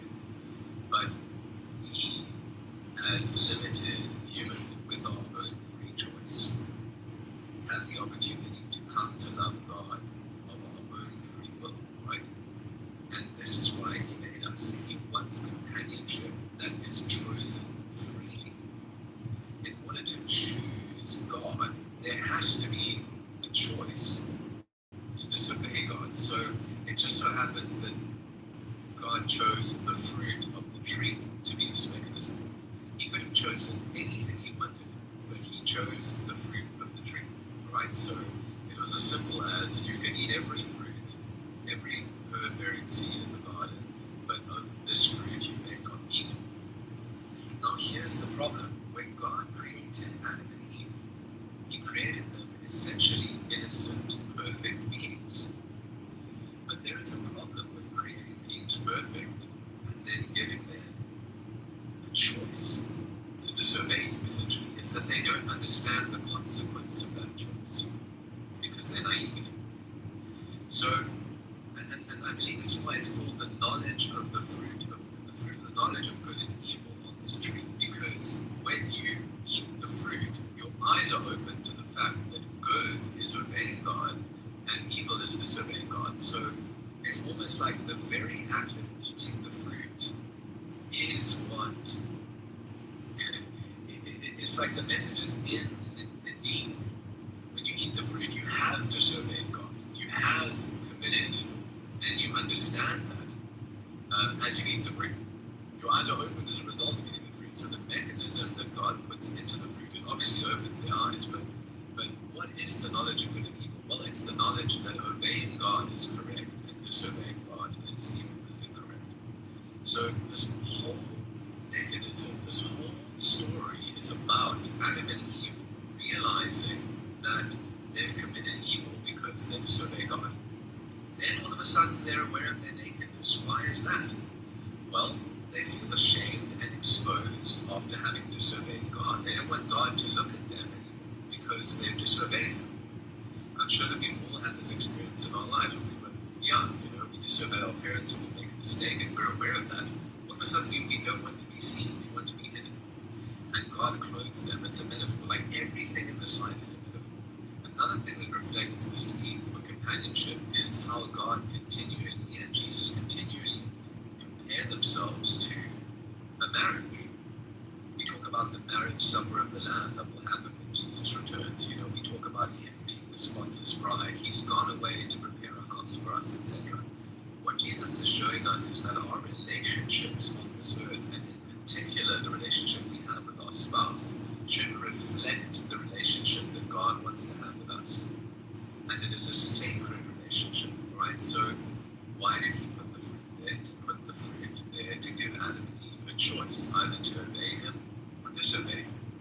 They were naive, and when you're naive, you do whatever you're told. So obviously when the serpent comes and says, oh, and, did God actually say that? He knows that you won't actually die in the day or on the day that you eat the fruit. However, he subtly twists the words. The idea is that if you're naive and you don't know the difference between good and evil, you'll do whatever you're told. So it doesn't matter if it's a fruit, it doesn't matter if God said don't go bathe in that water. The point is that disobeying God is the evil act, right? But you can't understand that until your eyes are open. And immediately they are essentially punished, they're cursed by their actions because they disobeyed God. He gave them everything they could ever possibly desire in their garden: companionship with one another, dominion over the trees, the beasts of the field, etc. But immediately as they were told, oh, just go and eat the fruit, it's fine, they didn't think twice about disobeying God because they had no idea about what consequence is. And they only understand consequence when there is a punishment for that consequence. God can't just say, oh, guys, it's fine that you disobey. That's not how a respectful relationship works. People need to understand that there is consequence for action. Even in our world, we have man-made laws. And if you disobey those, you go to prison, right? So that punishment is what instills the understanding of consequence, because there is a consequence. The problem is that God can't dwell with us. He can't dwell with us face to face if we sin, right? And we know that God was with Adam and Eve in the garden. And so when Adam and Eve sin, they are then taken out of the garden. Well, why is that? Well, it's because God and sin can't coexist. God has to remain holy and separate from sin. So as soon as sin entered the picture, as soon as they disobeyed God, then they were removed from the garden.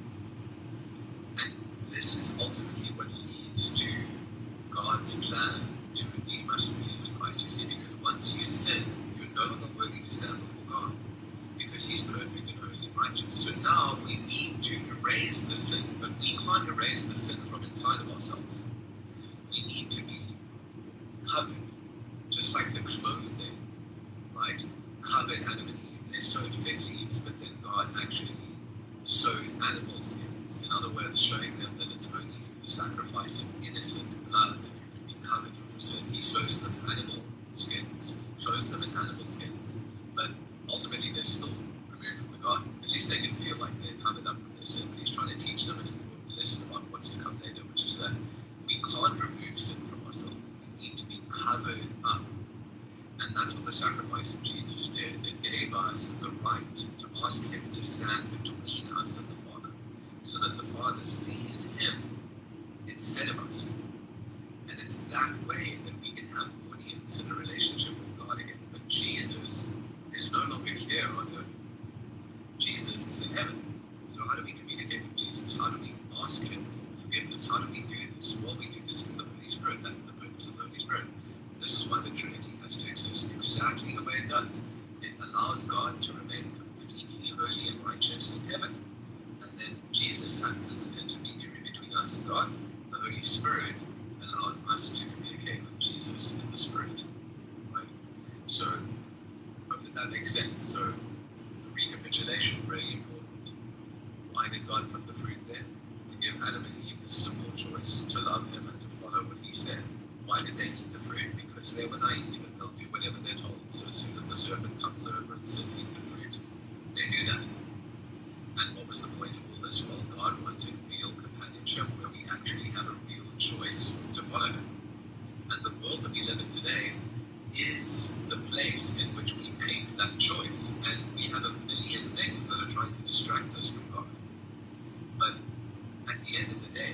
It's our choice whether or not we want to follow after the world and do what's right in our own eyes and live a life that's good to us in our own minds, or we can choose to follow God without the proof, right? But with an ability to have a relationship with Him in the Spirit that reveals all true things to us. All right, have a blessed day. Who you think that the nun? Oh, she's got shot naked. She tells me in German. Yeah.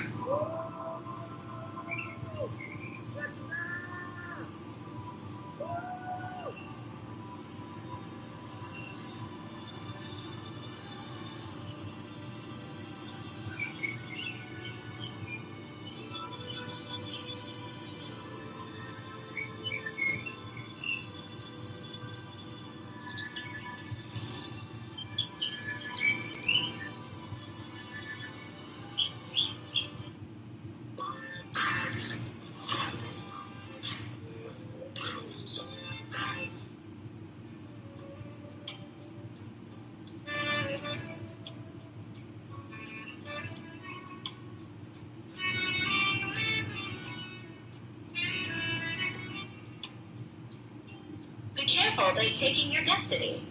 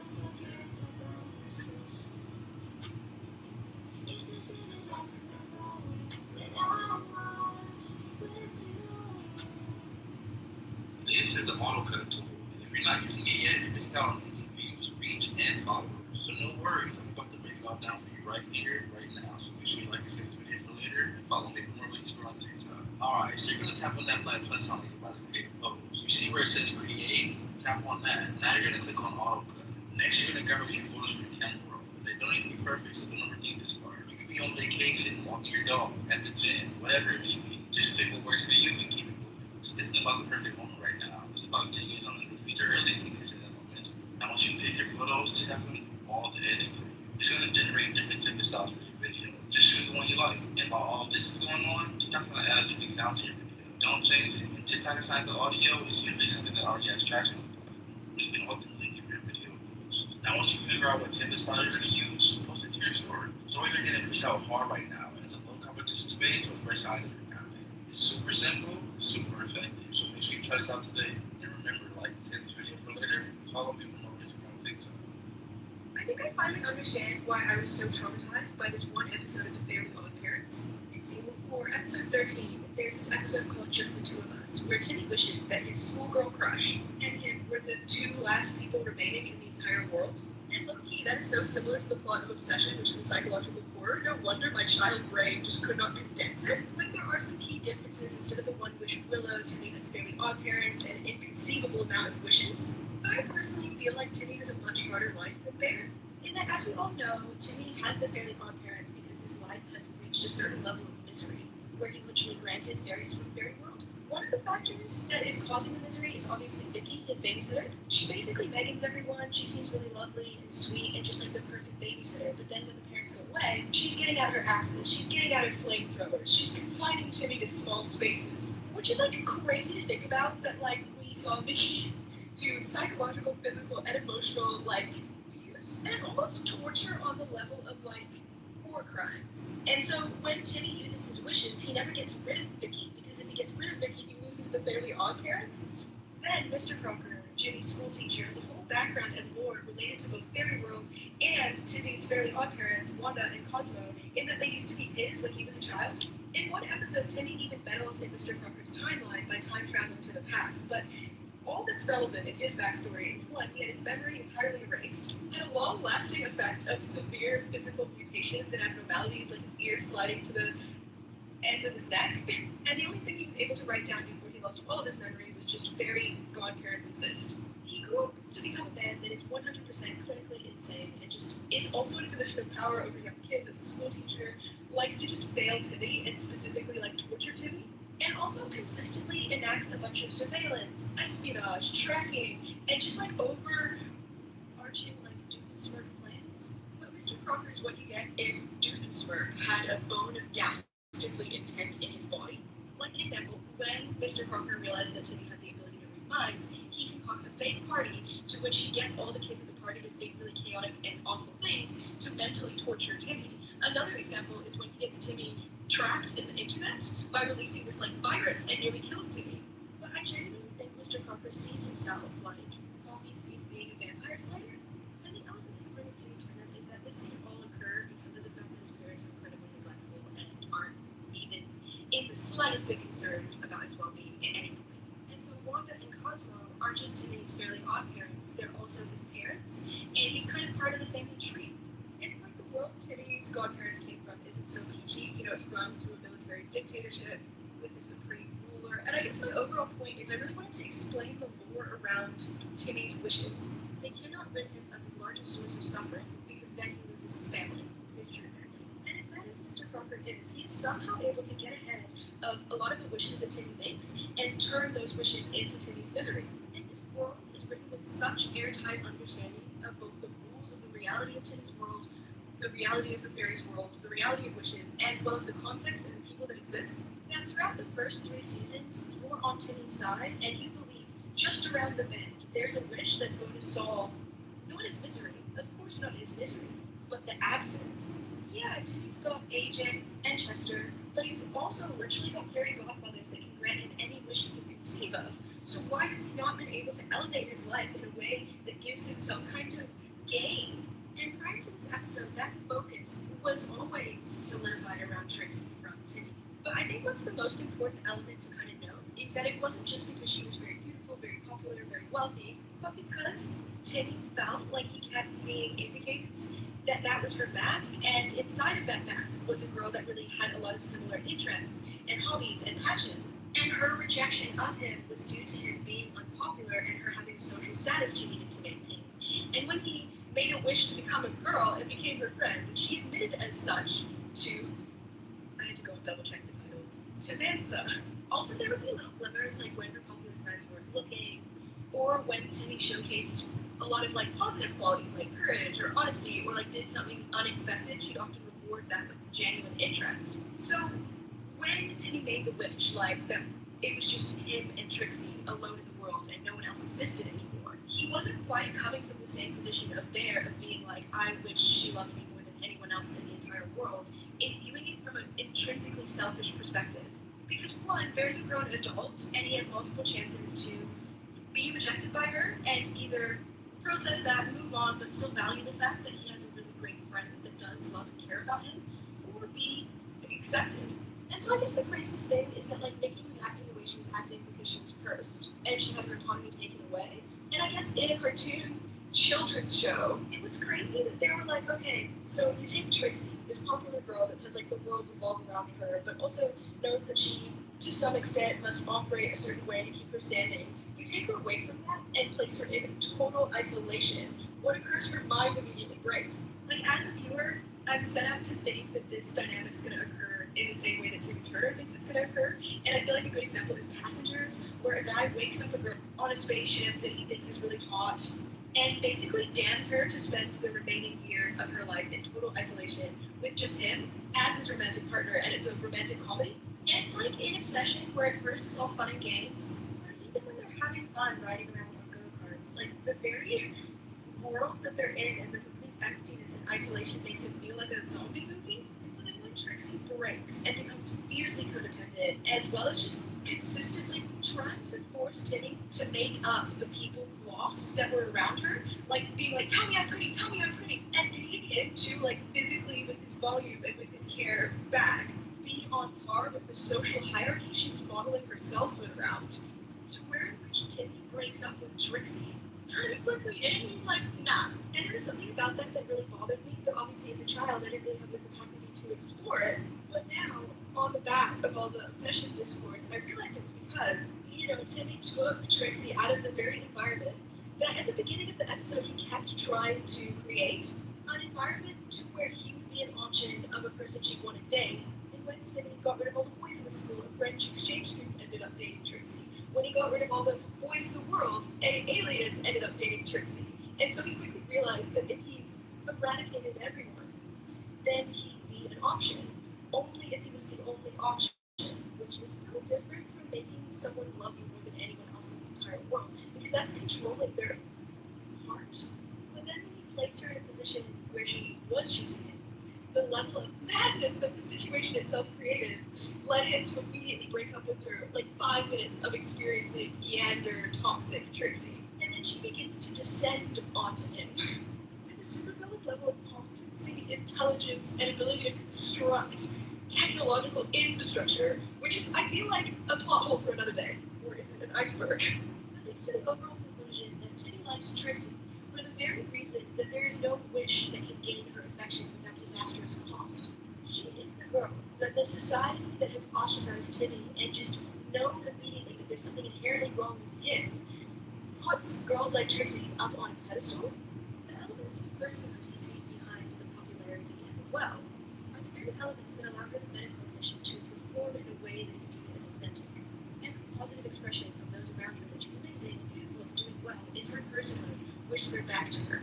Therefore, what Timmy saw in her was projecting onto a blank slate, which he realizes when you lose her audience and she thereby revealing the show's obsolete ideology that nobody, not even children, are spared from the stain of adulthood in Timmy's world.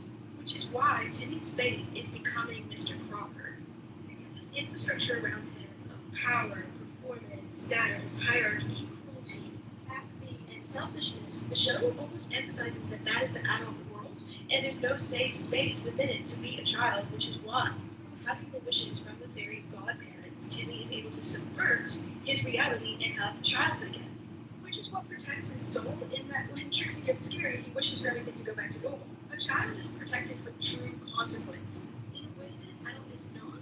So the supernatural element that protected his soul as a child breaks it as he becomes an adult with his memories erased, with no skills or capacity to survive it. So Timmy's view of Trixie, that social hierarchy and status were just obstacles in the way of her being able to meet him, which is why Timmy never wished for Trixie to love him, but the world around them to allow her to love him. Unlike Mary, who never wished for authenticity of performance. And in some part of the reason he loved Trixie was because she had power and status, but she wasn't cruel. When you realize when she breaks, it's just another cage. And it might be the polar opposite of Timmy's trauma related to invisibility, but getting her full attention dehumanizes him to non-existence.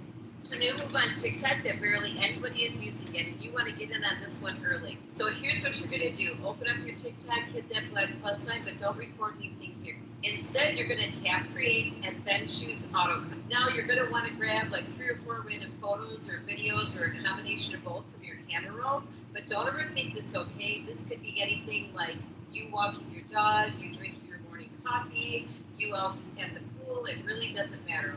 Now here's the cool part. TikTok is actually going to build the video for you. It's going to add the transitions. It's going to match everything to music. It'll have the video ready for you in just a matter of seconds. But here's the part that I wouldn't skip. If TikTok already picked a sound for you, just leave it alone. There's a reason it suggested that sound. So unless you actually have a reason to change it, just let TikTok do what it does. You want to pick the version that you like the best and then post it. A lot of creators still aren't using their stories consistently either, which is another opportunity for you to get your content in front of more people. You're taking one piece of content and giving it 2 chances to be seen. And it literally only takes 1 minute, so it's worth trying. So save this video so you can find it later and let me know if you're going to try it.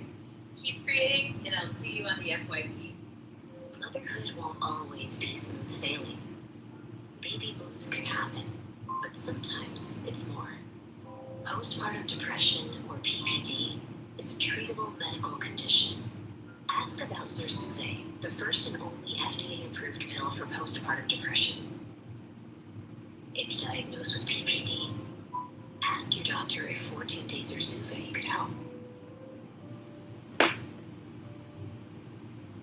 Show me a more practical car than the Honda Active. Got my groceries, got my bicycle, still got room for me and my passenger. You're going to park in the electric vehicle parking because no one knows what you're driving. All that while getting 50 miles a gallon and getting more time than the Lamborghini. If it wants to start. Alright, we're good. Like this, like live. I like that much better. We can talk live and figure stuff out, and then once I figure out the stuff that y'all like.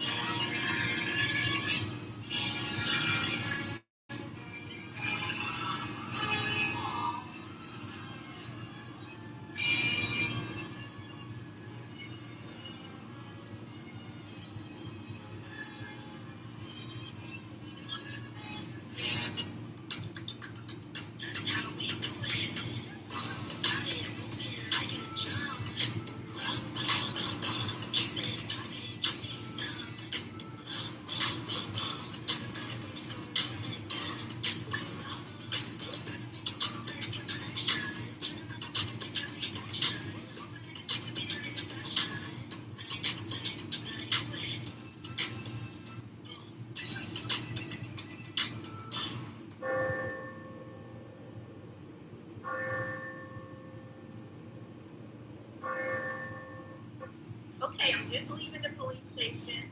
I filed my police report. This is a public service announcement to leave people alone. No one has time to be harassed. No one has time for people to think that they're going to bully them. Those days are over.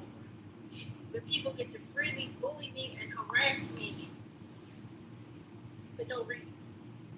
So this is a public service announcement. Leave people alone. Days like this happen because of all of the care here. From rescues to returning them home.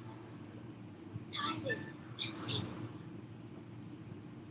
Most of you think you know who you are. You don't. Not really. This is what you're discovering on this path, in this process, on this journey. You are discovering who you are, but you don't really fully know who you are yet. And as you move forward and absorb every single reflection, every single lesson, every single experience, you add to the knowledge, you add to the understanding, you add to the vision of who it is you actually are. Because by having fragmented yourself, so to speak, you are taking this journey to gather yourself back together. You are walking down the path with this basket on your arm, and here and there you pick up the pieces of yourself and put them in the basket, and by the end of the journey you have all the pieces you need to reassemble yourself and understand who it is that truly began this journey, but began it from a position of forgetting who you are. And now you have recollected yourself along the way, remembered yourself along the way to know who you really are. Please recall that while you may from time to time define the idea of channeling as something that you do only in moments, when you are operating at your peak, when you're in alignment with the thing you love to do, when you're operating on that frequency in alignment with your true self, and while that is nonetheless true, I let you in on a little secret now. You're channeling all the time. Why? Because your personality, what you think yourself to be, is artificial. It's a projection. You're channeling the personality you think you are, because it's coming from your higher being, and it's being projected into the concept of a limited physical reality, and as such, the person you think yourself to be is a channeled entity. So you are, in a sense, walking through life as no one in particular, learning who you can express yourself to be, that is perhaps more and more and more and more representative of who you actually are on a bigger level, on a greater level, from a higher point of view. So you're all channels. Every single person on your planet is channeling their personality through from a higher source. Now, when we say it's an artificial construct, we do not in any way, shape, or form mean to demean it, but it is simply that when you think of yourself as this personality as you go through life, that's a mistaken identity. It's not really, totally who you are. It's a reflective piece, it's a symbol, it's a representation of an idea, of a concept, of a theme that the greater you is exploring through this device you call a personality, this channel projection, this symbol, this reflection, this representation of this theme. You are, as a person, an exploration of a theme from a particular perspective. So you are all being channeled all the time from the higher you, the higher version of you. Do you allow yourself, when we tell you that you are channeling your personality, to start to feel a little bit different about who you think you are? Because the real you is the person behind the curtain. Your body is just a curtain. And it is not your identity. It is a piece of it, but it is not your identity. To believe so would be a mistake. But it has served you, and has brought you to this point where you can pull back the curtain and reveal more of yourself to yourself, and oh, what a shock you will find. How brilliant, how limitless, how beautiful, how amazing, how creative, how imaginative, how powerful is that being behind the curtain, who has created the curtain, who has created the illusion, who has created the smoke screen, who has created this identity, who has channeled this personality in order to explore a realm of consciousness within the greater consciousness that you are. For remember, there is no outside. Everything you experience is taking place within the greater consciousness that you are, including this concept you call a body. Your consciousness is not in your body. Your body is in your consciousness. It is a projection of light, an illusion of reflection. Smoke and mirrors is what you are. There is nothing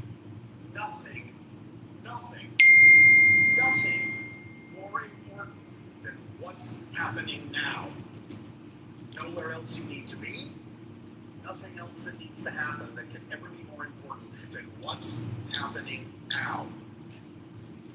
Relish it. Use it.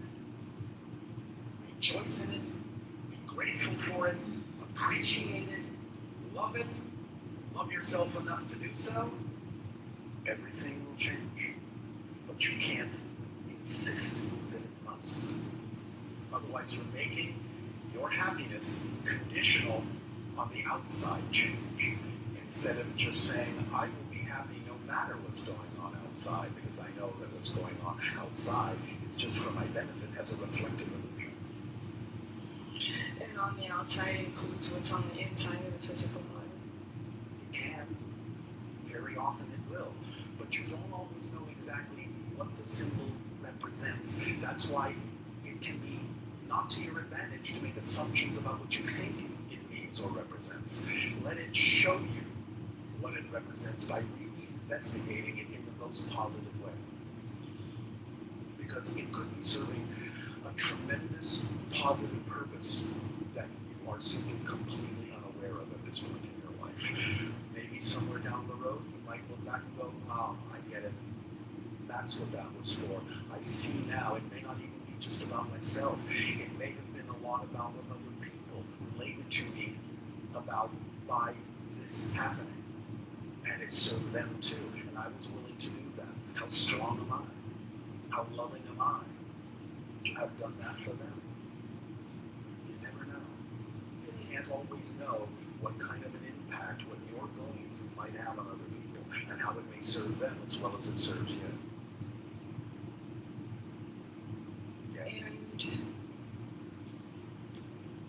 Are there moments of clarity where you know you're not guessing or grabbing at straws where you're just... Absolutely. That's why you follow the formula, in order to gain that clarity, because that's what it does.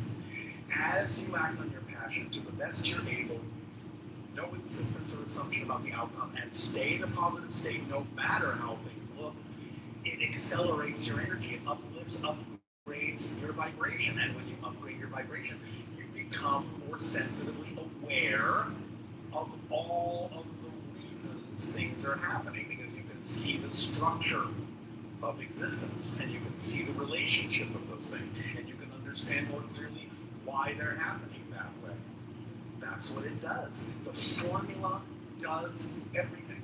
Please, again, let us reinforce this for all of you.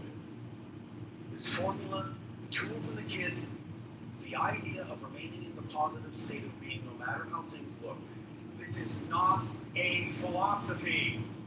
It's literally an instruction manual for how reality works. It's literally a description of the structure and nature of existence.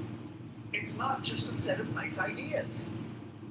So, if I were to give you an instruction manual that says, here's how you operate this piece of machinery, would you just throw it away and say, well, I'll just guess? You follow the instructions, the machine will work as it's designed to work to your advantage. If you don't follow the instructions, the machine will still operate, but not necessarily to your advantage. The instruction manual is designed to give you the clarity to allow the mechanism to work to your advantage. That's why we share it with you. Always go back to the instruction manual. Always go back to the formula. You have a question, go back to the formula. You feel stuck, go back to the formula. It's all there is. We may spend many lovely hours with all of you clarifying, deepening your understanding of the instructions in the instruction manual, giving you more details so you can wrap your minds around it. That's fine. But there are no more instructions. We've given you the entire instruction manual. There will never be anything else we need to add to it except to clarify what's already there. Can you describe what my spirit guide looks like? A ball of light.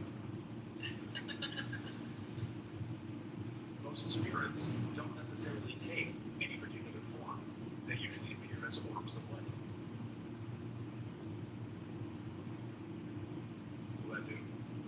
Yes, thank you. You want to call your spirit guide blue, you can.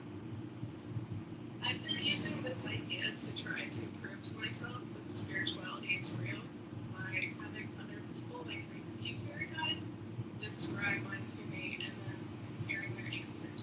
All right. That's a fascinating project. Especially since spirit guides can appear as almost anything they wish. Is there any other way I can prove spirituality to myself? Be more spiritual.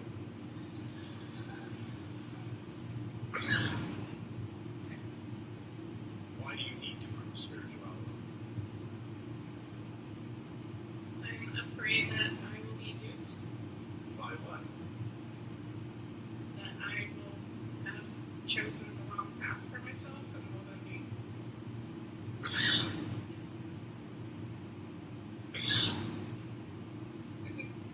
Bless you. The body is not sneezing. But thank you for your blessing. The body is secretly representing the idea of choking, which is what you're doing in reality.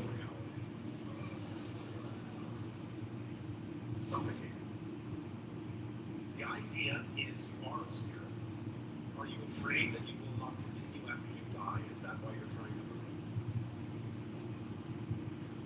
it? To a degree, yes. Do you understand that you cannot cease to exist? I fluctuate between believing and not believing. It's not about believing. Do you understand how things work? Do you know that once you exist, which obviously you do, you cannot cease to exist? You can change form, but you cannot cease to exist. I don't know right now. Existence is its quality. That which exists cannot become non-existent. Because by definition, non-existence doesn't exist. That's its quality, to not exist. So that which exists cannot become that which doesn't. Do you understand this concept? I think it's a fun word, like, but I know I can't internalize it. All right. Then I would caution you to simply not worry about it. To live your life as fully as you can, to follow your passion. For even if it were true that there is nothing else afterwards, why not live the fullest life you can anyway?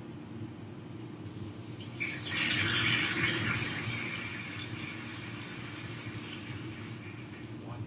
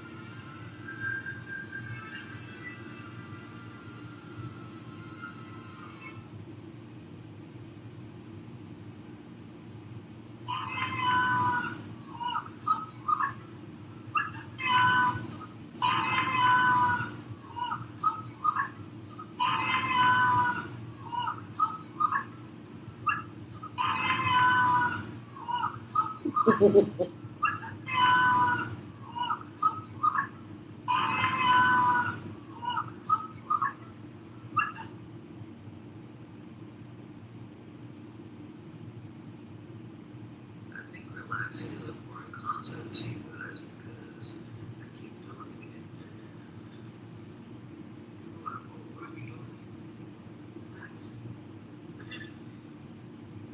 It's like, what is love? Why are you doing it?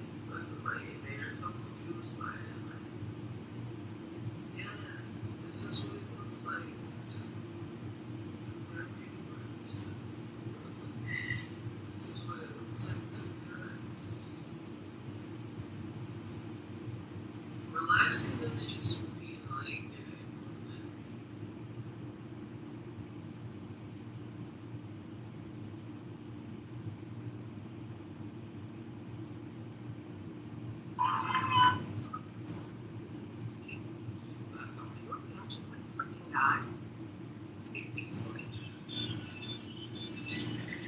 something that I'm hearing the choices all over.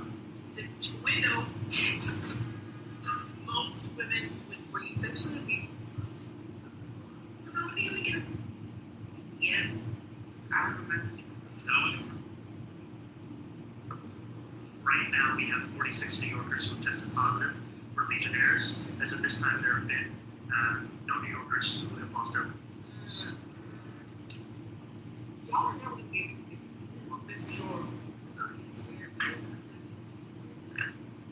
The world is opening up to you, and we're about to be. People cannot take your happiness. They can't take your happiness. They can't. What choice? Vibration. Klay Thompson and E.J. Johnson are dating, y'all. Let's get it. So E.J. Johnson's most recent picture, if you follow Klay Thompson, it'll tell you that E.J. Johnson's post. And this is not the first time Klay Thompson has been caught like E.J. Johnson's pictures, y'all, on Instagram. Word on the street is Klay Thompson cheated on Meg Thee Stallion with E.J. Johnson. Allegedly as well too, E.J. Johnson is being passed around amongst a lot of NBA players. And Klay Thompson right now, to my understanding, is like one of his like main move things, whatever you want to call it. I just think it's very crazy because everybody for the longest time has been trying to say Klay Thompson cheated on Megan Thee Stallion with that WNBA player, and that WNBA player had to come out and tell y'all it wasn't her. It's actually E.J. Johnson. It's E.J. Johnson, and because Meg and Klay are both under NDAs and stuff like that, that is why this really affected Megan Thee Stallion. Okay? And if you pay attention, Megan Thee Stallion, I'm not going to say that she's kind of copying E.J. Johnson, but if you kind of pay attention, she has kind of like picked up E.J.'s aesthetic. Okay, but yeah, that's go and search. You are. Felt like you needed like your magnetism is very strong at this time. People are very much so being called to be around you. They were wrong about you, baby. They were all wrong when it comes to you. Hear me? You have so many people. Your magnetism is very strong at this time. People are very much so being called to be around you, be in your energy, to see what you have going on, to look at you, to stare at you.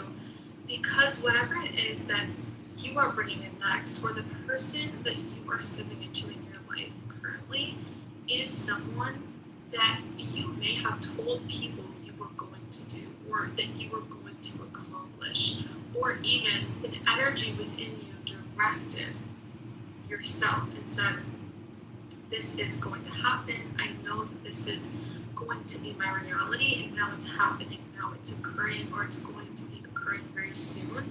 And so there is this level of magnetism that is around you, that sits around you in your aura, especially at this time. I don't know, I'm getting the color pink. And so you may notice that wherever it is you go, there is more attention on you, there is more eyes on you, because they are looking at something deeper within you, and they're also simultaneously giving you energy for you to keep fulfilling your purpose. It's like a balance of give and take, because when people give you energy, then you can use that energy to continue to create and continue to make things in your life. So your energy is very magnetic at this time for you to step into this version that's been calling you, that the earth really wants you to be in, that spirit and all the people around you honestly want you to be in, so that they can understand their own manifestations and their own realizations even better than they were previously by observing you. Wow, your magnetism is literally off the charts right now. You could be attracting like really, really big manifestations. I mean, like really, really big things. And I feel like you already have. I genuinely feel like whoever I'm talking to, this message is going to resonate with you if you already have been on that manifestation path, been on the spiritual journey for some time, and you've watched manifestations come in. Don't forget that you did all of that already. Because you probably are someone who is about self-development, about growth, and always trying to be the better version of yourself. Spirit is wanting to remind you to not forget that you have already done so much, already manifested so much, and those dreams that you had years ago are here currently around you, and people feel that. People feel that. People feel that energy around you. They feel that magnetism on you, and I feel like there's a level of authenticity that you've tapped into recently as well. You're more authentic.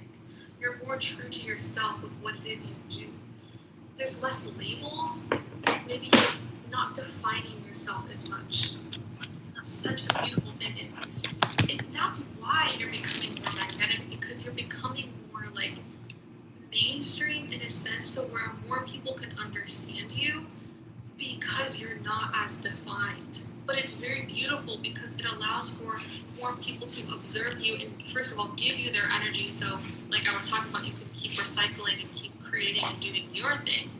But also, there's more energy in general attracting to you because you're not putting out that signal and that frequency of I'm open. I'm open, and I feel like it's even leading to more abundance in unexpected ways, more love in unexpected ways, more good energy, more prosperity too in unexpected ways. I'm even seeing unexpected gifts or people giving you things you wouldn't think they would give you, being given things you wouldn't expect. That could be happening over the next 24 to 48 hours as well.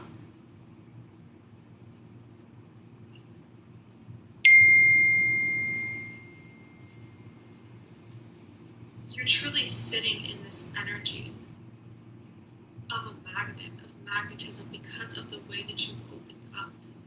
And I feel like you're going to be sitting in this open energy for quite some time, and you're just going to be seeing things trickle in one by one. I love you guys so much. I hope that resonated. Your magnetism is very strong at this time. People are very much so being called to be around you, be in your energy, to see what you have going on, to look at you, to stare at you, because whatever it is that you are bringing in next, or the person that you are stepping into in your life currently, is someone that you may have told people you were going to do, or that you were going to accomplish, or even an energy within you directed yourself and said, this is going to happen. I know that this is going to be my reality, and now it's happening, now it's occurring, or it's going to be occurring very soon. And so there is this level of magnetism that is around you, that sits around you in your aura, especially at this time. I don't know, I'm getting the color pink. And so you may notice that wherever it is you go, there is more attention on you, there is more eyes on you, because they are looking at something deeper in you, and they're also simultaneously giving you energy for you to keep fulfilling your purpose. It's like a balance of give and take, because when people give you energy, then you can use that energy to continue to create and continue to make things in your life. So your energy is very magnetic at this time for you to step into this version that's been calling you, that the earth really wants you to be in, that spirit and all the people around you honestly want you to be in, that they can understand their own manifestation, their own realizations even better than they were previously. Wow, your magnetism is literally off the charts right now. You could be attracting like really, really big manifestations. I mean, like really, really big things. And I feel like you already have. I genuinely feel like whoever I'm talking to, this message is going to resonate with you if you already have been on that manifestation path, been on the spiritual journey for some time, and you've watched manifestations come in. don't forget that you did all of that already. Because you probably are someone who is about self-development, about growth, and always trying to be the better version of yourself. Spirit is wanting to remind you to not forget that you have already done so much, already manifested so much, and those dreams that you had years ago are here currently around you, and people feel that. People feel that.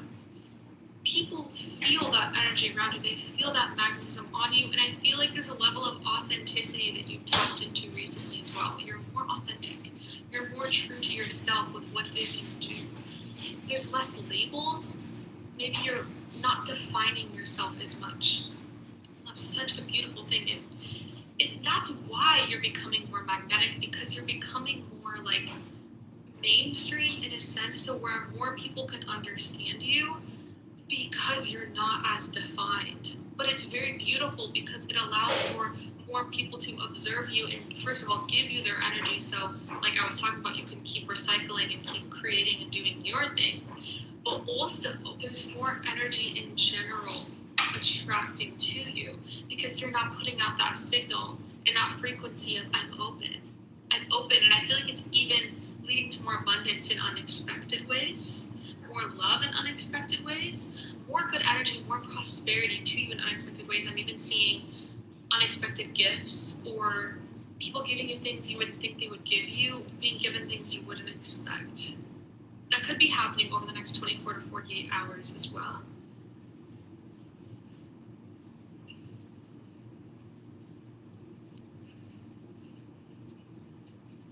You're truly sitting in this energy of a magnet, of magnetism, because of the way that you've opened up.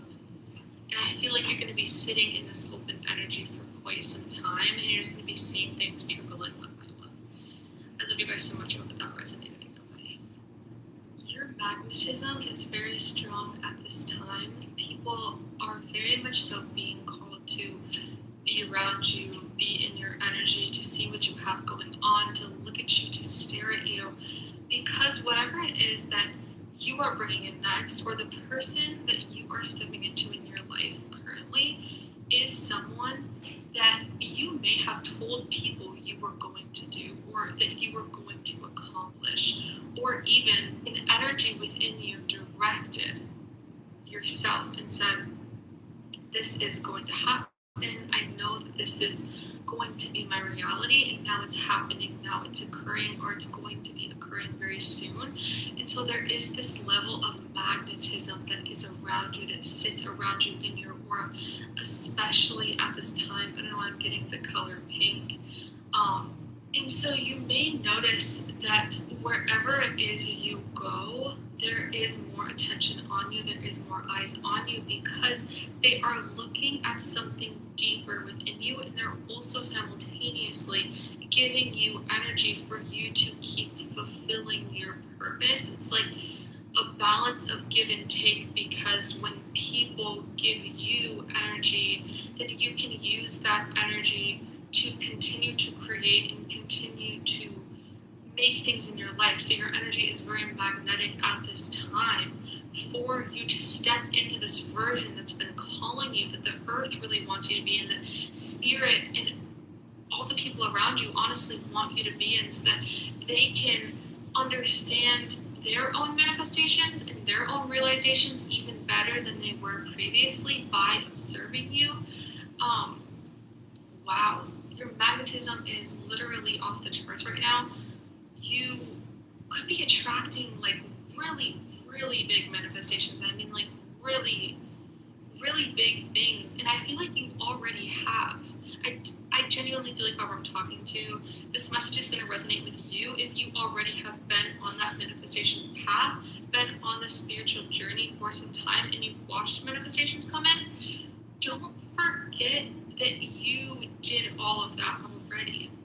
Because you probably are someone who is about self-development, about growth, and always trying to be the better version of yourself. Spirit is wanting to remind you to not forget that you have already done so much, already manifested so much, and those dreams that you had years ago are here currently around you, and people feel that. People feel that. People feel that energy around you. They feel that magnetism on you, and I feel like there's a level of authenticity that you've tapped into recently as well. You're more authentic. You're more true to yourself with what it is you do. There's less labels. Maybe you're not defining yourself as much. That's such a beautiful thing. And that's why you're becoming more magnetic, because you're becoming more like mainstream in a sense to where more people can understand you because you're not as defined.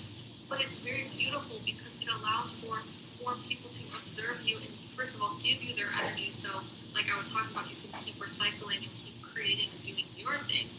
But also there's more energy in general attracting to you because you're not putting out that signal and that frequency of I'm open. I'm open, and I feel like it's even leading to more abundance in unexpected ways, more love in unexpected ways, more good energy, more prosperity to you in unexpected ways. I'm even seeing unexpected gifts or people giving you things you would think they would give you, being given things you wouldn't expect. That could be happening over the next 24 to 48 hours as well.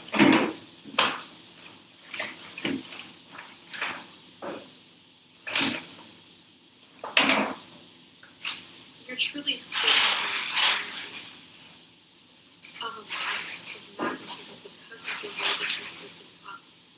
And I feel like you're going to be sitting in this open energy for quite some time, and you're going to be seeing things transform. I love you guys so much.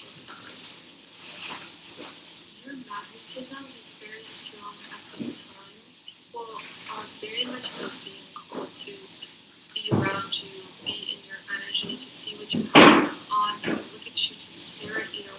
Because whatever it is that you are bringing in next, or the person that you are stepping into in your life currently, is someone that you may have told people you were going to do, or that you were going to accomplish, or even the energy within you directed yourself and said, this is going to happen. I know that this is going to be my reality, and now it's happening, now it's occurring, or it's going to be occurring very soon.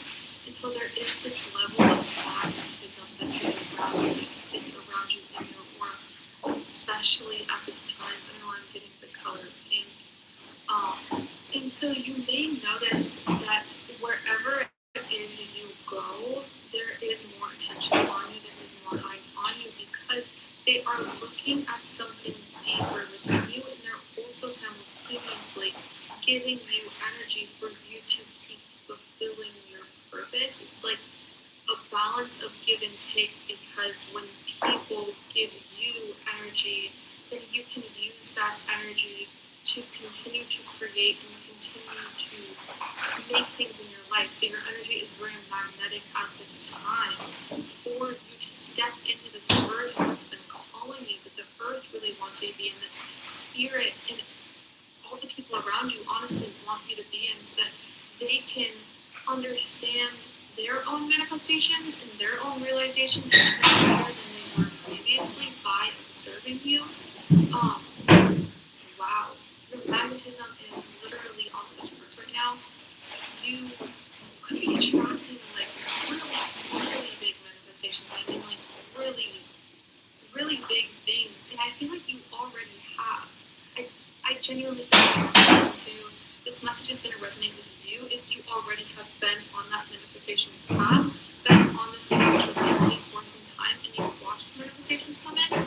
Don't forget that you did all of that already, because you probably are someone who is about self-development, about growth, and always trying to be the better version of yourself. Spirit is wanting to remind you to not forget that you have already done so much, already manifested so much, and those dreams that you had years ago are here currently around you, and people feel that. People feel that. People feel that energy around you. They feel that magnetism on you, and I feel like there's a level of authenticity that you've tapped into recently as well. You're more authentic. You're more true to yourself with what it is you do. There's less labels. Maybe you're not defining yourself as much. That's such a beautiful thing. That's why you're becoming more magnetic, because you're becoming more like mainstream in a sense to where more people can understand you because you're not as defined. But it's very beautiful because it allows for more people to observe you and first of all give you their energy. So like I was talking about, you can keep recycling and keep creating and doing your thing. But also there's more energy in general attracting to you because you're not putting out that signal and that frequency of I'm open. I'm open, and I feel like it's even leading to more abundance in unexpected ways, more love in unexpected ways, more good energy, more prosperity too in unexpected ways. I'm even seeing unexpected gifts or people giving you things you wouldn't think they would give you, or being given things you wouldn't expect. That could be happening over the next 24 to 48 hours as well.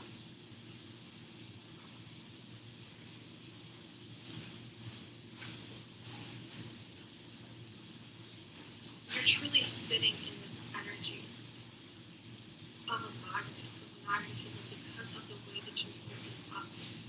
And I feel like you're going to be sitting in this open energy for quite some time, and you're going to be seeing things trickle in. I love you guys so much. Your magnetism is very strong at this time. People are very much so being called to be around you, be in your energy, to see what you have going on, to look at you, to stare at you. Because whatever it is that you are bringing in next, or the person that you are stepping into in your life currently, is someone that you may have told people you were going to do, or that you were going to accomplish, or even an energy within you directed yourself and said, this is going to happen. I know that this is going to be my reality, and now it's happening, now it's occurring, or it's going to be occurring very soon. And so there is this level of magnetism that is around you, that sits around you in your aura, especially at this time. I know I'm getting the color pink. And so you may notice that wherever it is you go, there is more attention on you, there is more eyes on you, because they are looking at something deeper within you, and they're also simultaneously giving you energy for you to keep fulfilling your purpose. It's like a balance of give and take, because when people give you energy, then you can use that energy to continue to create and continue to make things in your life. So your energy is very magnetic at this time for you to step into this version that's been calling you, that the earth really wants you to be in, that spirit and all the people around you honestly want you to be in, so that they can understand their own manifestations and their own realizations even better than they were previously by observing you. Wow, your magnetism is literally off the charts right now. You could be attracting like really, really big manifestations. I mean, like really, really big things. And I feel like you already have. I genuinely feel like whoever I'm talking to, this message is going to resonate with you if you already have been on that manifestation path, been on this spiritual journey for some time, and you've watched manifestations come in. Don't forget that you did all of that already. Because you probably are someone who is about self-development, about growth, and always trying to be the better version of yourself. Spirit is wanting to remind you to not forget that you have already done so much, already manifested so much, and those dreams that you had years ago are here currently around you, and people feel that. People feel that. People feel that energy around you. They feel that magnetism on you, and I feel like there's a level of authenticity that you've tapped into recently as well. You're more authentic. You're more true to yourself with what it is you do. There's less labels. Maybe you're not defining yourself as much. That's such a beautiful thing. That's why you're becoming more magnetic, because you're becoming more like mainstream in a sense to where more people can understand you because you're not as defined. But it's very beautiful because it allows for more people to observe you and, first of all, give you their energy. So, like I was talking about, you can keep recycling and keep creating and doing your thing. But also, there's more energy in general attracting to you because you're not putting out that signal and that frequency of I'm open. I'm open, and I feel like it's even leading to more abundance in unexpected ways, more love in unexpected ways, more good energy, more prosperity to you in unexpected ways. I'm even seeing unexpected gifts or people giving you things you wouldn't think they would give you, being given things you wouldn't expect. That could be happening over the next 24 to 48 hours as well.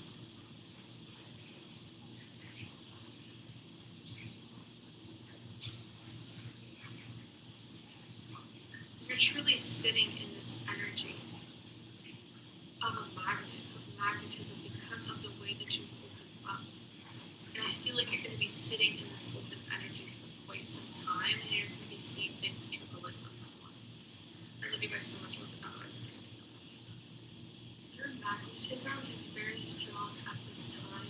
People are very much so being called to be around you, be in your energy, to see what you have going on, to look at you, to stare at you.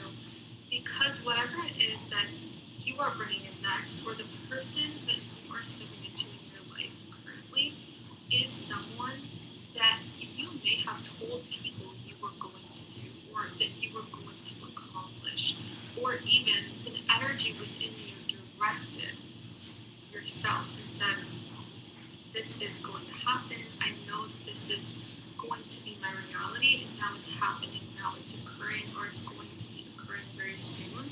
And so there is this level of magnetism that is around you, that sits around you in your aura, especially at this time. I know I'm getting the color pink. And so you may notice that wherever it is that you go, there is more attention on you, there is more eyes on you, because they are looking at something deeper within you, and they're also simultaneously giving you energy for you to keep fulfilling your purpose. It's like a balance of give and take, because when people give you energy, then you can use that energy to continue to create and continue to make things in your life. So your energy is very magnetic at this time for you to step into this version that's been calling you, that the earth really wants you to be in, the spirit and all the people around you honestly want you to be in, so that they can understand their own manifestations and their own realizations even better than they were previously by observing you. Wow, your magnetism is literally off the charts right now.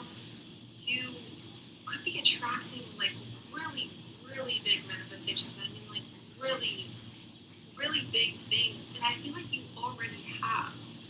I genuinely feel like whoever I'm talking to, this message is going to resonate with you if you already have been on that manifestation path, been on the spiritual journey for some time, and you've watched manifestations come in. Don't forget that you did all of that already. Because you probably are someone who is about self-development, about growth, always trying to be the better version of yourself.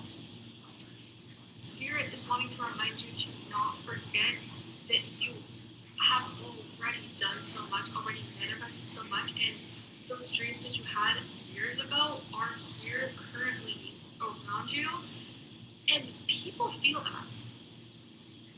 People feel that.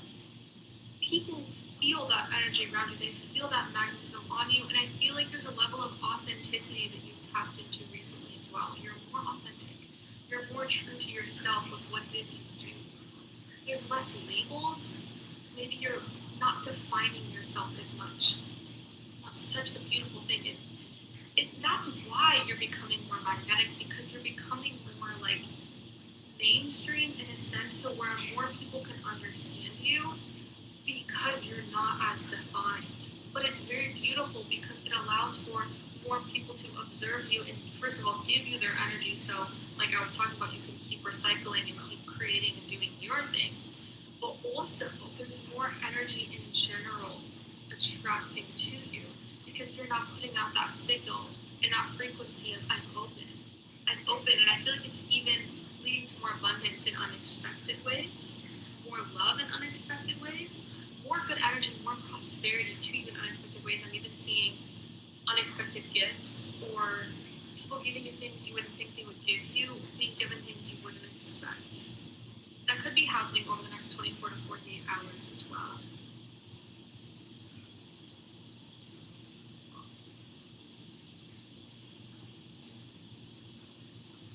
You're truly sitting in this energy of a magnet, of magnetism, because of the way that you open up.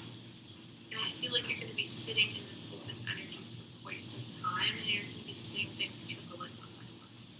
I love you guys so much. I love that person. Your magnetism is very strong at this time. People are very much so being called to be around you, be in your energy, to see what you have going on, to look at you, to stare at you.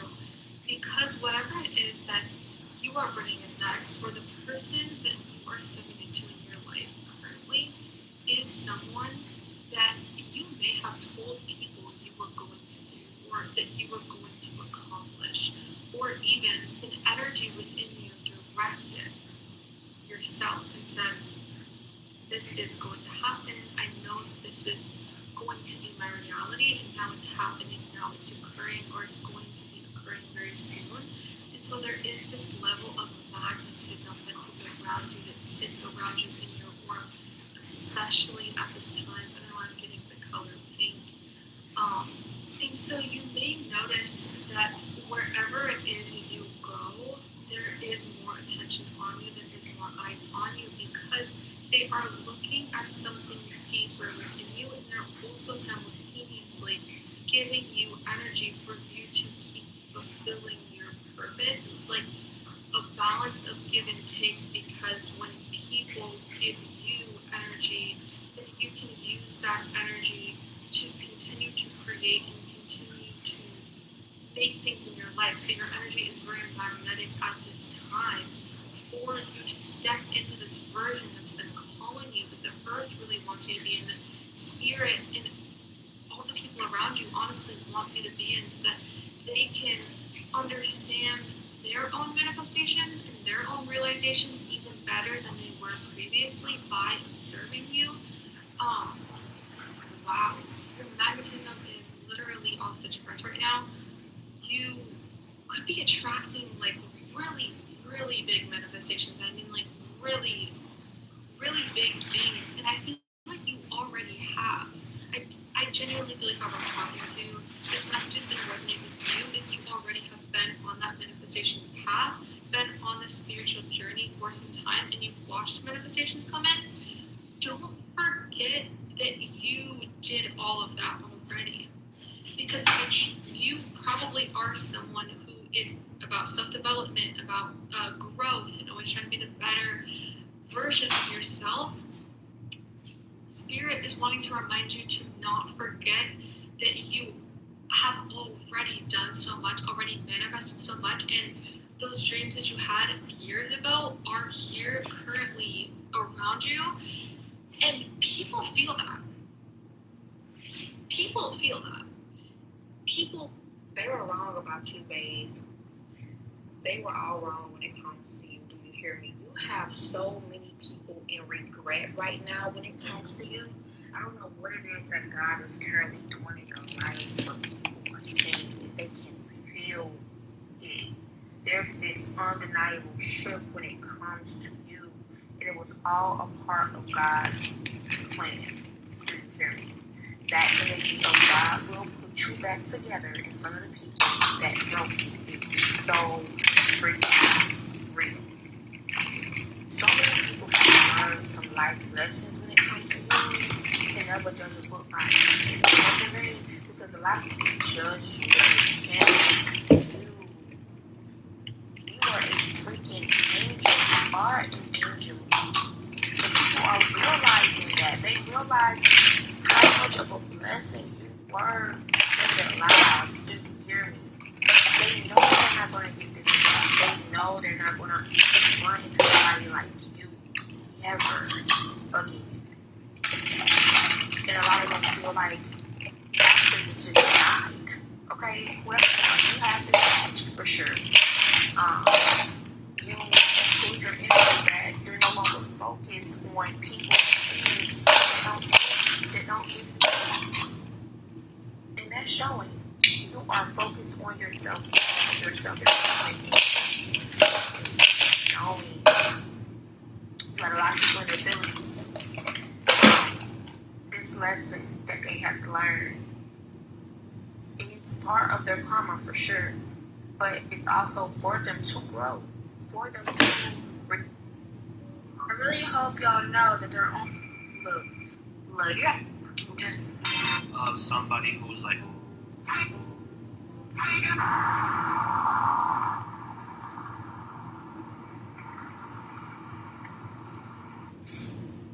The base of the Great Pyramid and the base of the Pyramid of the Sun in Mexico are the same exact size. Isn't that interesting? The 3 pyramids in Mexico and the 3 pyramids at Giza are aligned with the Orion star system. Isn't that interesting? They're aligned with Orion, right? I was showing this yesterday. I'm pull it up on the screen here. They look good to this. Pro players have. So I wanted this post is. There are documents of chosen ones and people who have activated abilities that have been laying dormant for generations. And they have been practicing